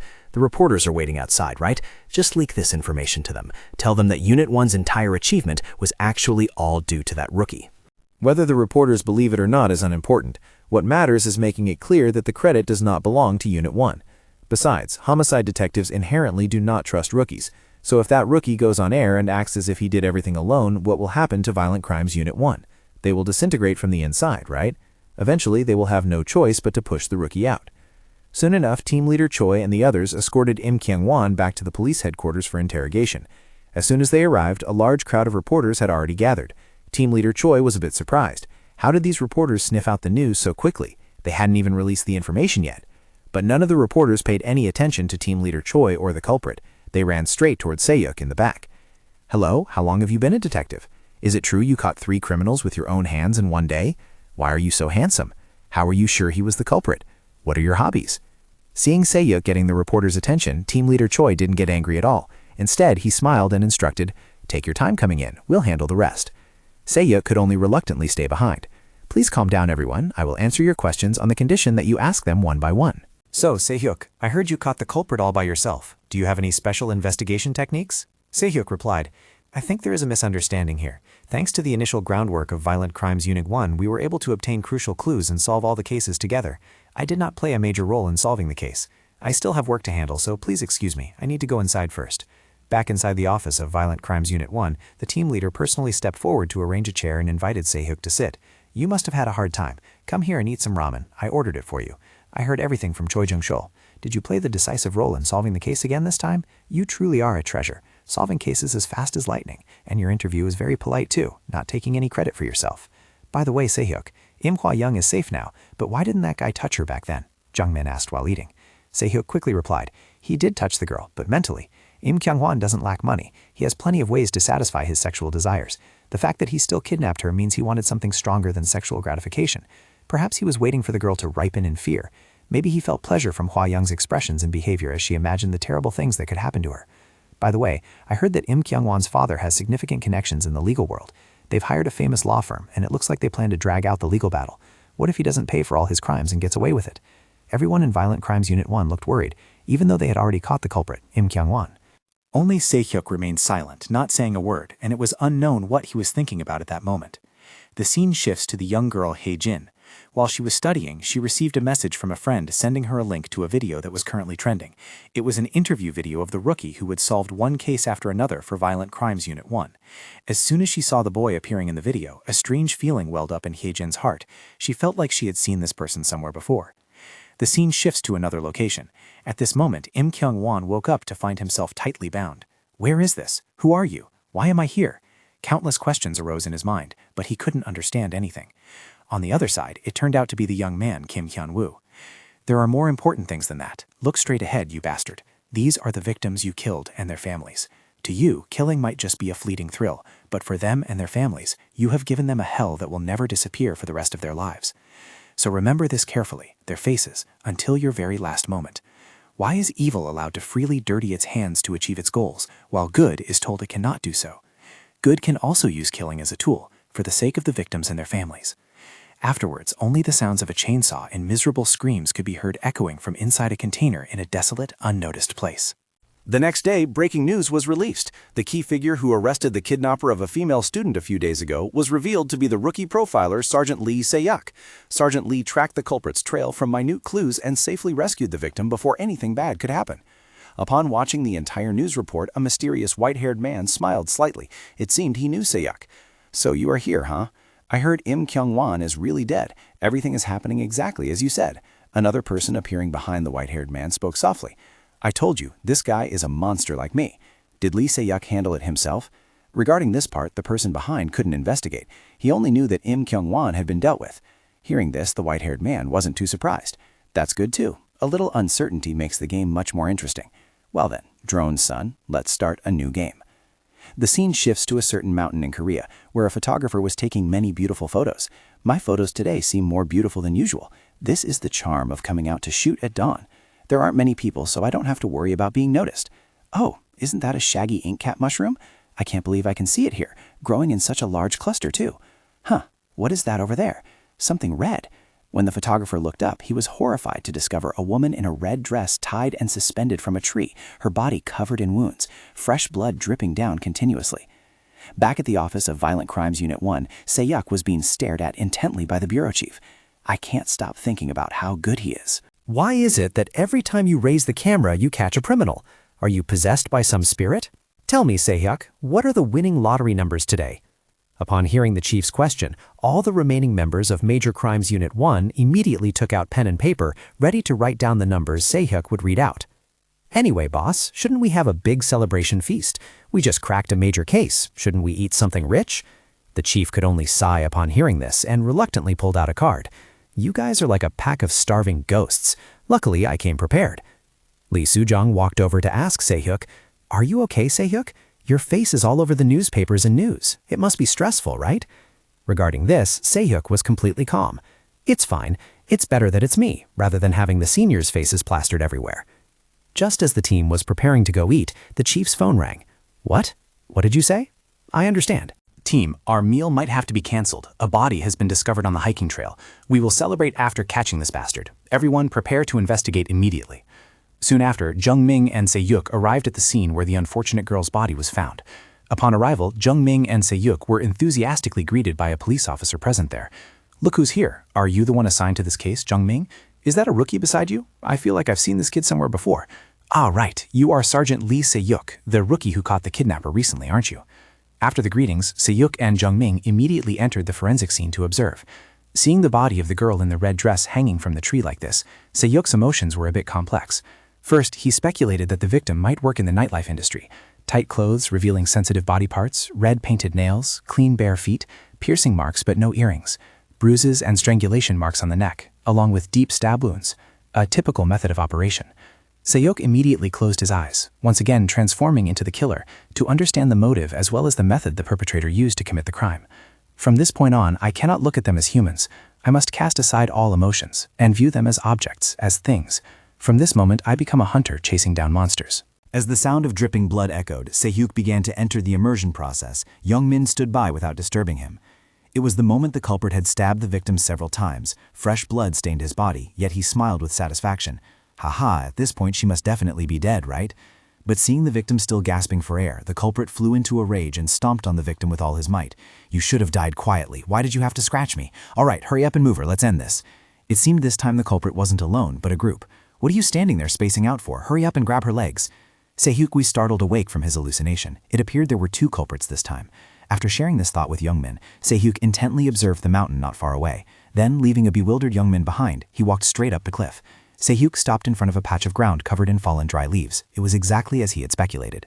When Youngmin arrived, he was also stunned by the scene before him, because right in front of them was a large pool of blood soaking the ground with flies swarming everywhere. It seemed this was the actual crime scene. It's a bit different. There are rope-shaped bruises on the victim's neck. It looks like strangulation. In strangulation cases, victims usually struggle violently, so there would definitely be traces left at the scene. I didn't see those traces in that hollow back there. The front of the body is clean, but the back is dirty, and with such a deep wound on the neck, the amount of surrounding blood is too little. Therefore, I conclude the throat was stabbed elsewhere, and then the body was tied to the tree. Young men seem to understand. So that's why you said there were two culprits. Even for a grown man, moving a body alone and tying it to a tree is almost impossible, isn't it? At this moment, the police officer from earlier also came running in a panic. It turned out the victim's identity had been confirmed. The victim's name is Kim Ji-soo, 31 years old, working at a bar near Seoul. Her background isn't anything special. I just heard she was quite popular at the bar. Hearing that, Se-hyuk immediately offered the deduction. The culprit is likely an acquaintance of the victim and possibly has a prior record for robbery, likely in his mid to late 30s, spending a lot of money on nightlife. The police officer quickly interrupted. Wait, slow down, explain one thing at a time. Why do you think it's an acquaintance, and why a prior robbery record? Based on the attire, these aren't everyday clothes. They look like what a bar hostess wears for work. That's just someone knew her working hours and deliberately targeted her. And there is no jewelry or valuables left on the body. Killing someone and then taking all their assets clearly points to a history of robbery. Hearing this, the police officer's jaw dropped in amazement as he whispered to Jungmin, "What is up with this guy? I've met many profilers, but he's very different. Not just different, it's almost like he has superpowers, isn't it?" Jungmin was completely used to this by now. He's the youngest member of our Violent Crimes Unit 1, a real prodigy. Se-hyuk, paying low attention to the two discussing him, stared intently at the pool of blood at the crime scene. There are two things on my mind. First, why did they deliberately move the body down the slope? Second, what was the purpose of tying the body in such an open place? I understand slitting the throat to ensure she was dead, but there was no reason to tie the body to a tree. Usually after killing someone, the killer tries to hide the body somehow. I'm not certain yet, but I have a feeling this is a staged crime scene that someone intentionally created. Senior, I think we should check the bars where the victim worked, Se-hyuk suggested to young men. The scene shifts to a bar in bustling Seoul, where a guy looking like a rich second-generation heir is drinking with a cute girl. "Bring all the expensive liquor here for me. I'm buying out the bar today." When the waiter came to ask, the guy threw a stack of cash in his face. "Hey kid, how dare a man like you talk to me? Don't ruin my fun. Get lost." Just as he was about to get cozy with the girl next to him, two other guys arrived to crash the party. He was about to curse out loud when he noticed Young Min's terrifying face, swallowing his words back down. "You are Kim Mingyu, right? We are police officers. We want to ask you a few questions." Before Seiya could finish speaking, the guy suddenly grabbed a liquor bottle and smashed it straight onto Young Min's head, then immediately turned to run away. Seiya didn't rush to chase him, but ran to check on Young Min's condition, but it seemed he was fine. "See that, Seiya? I told you, they don't listen when you speak softly. I guess we have to go out there and handle it a bit roughly for them to listen." As he spoke, Young Min's expression looked like a demon from hell.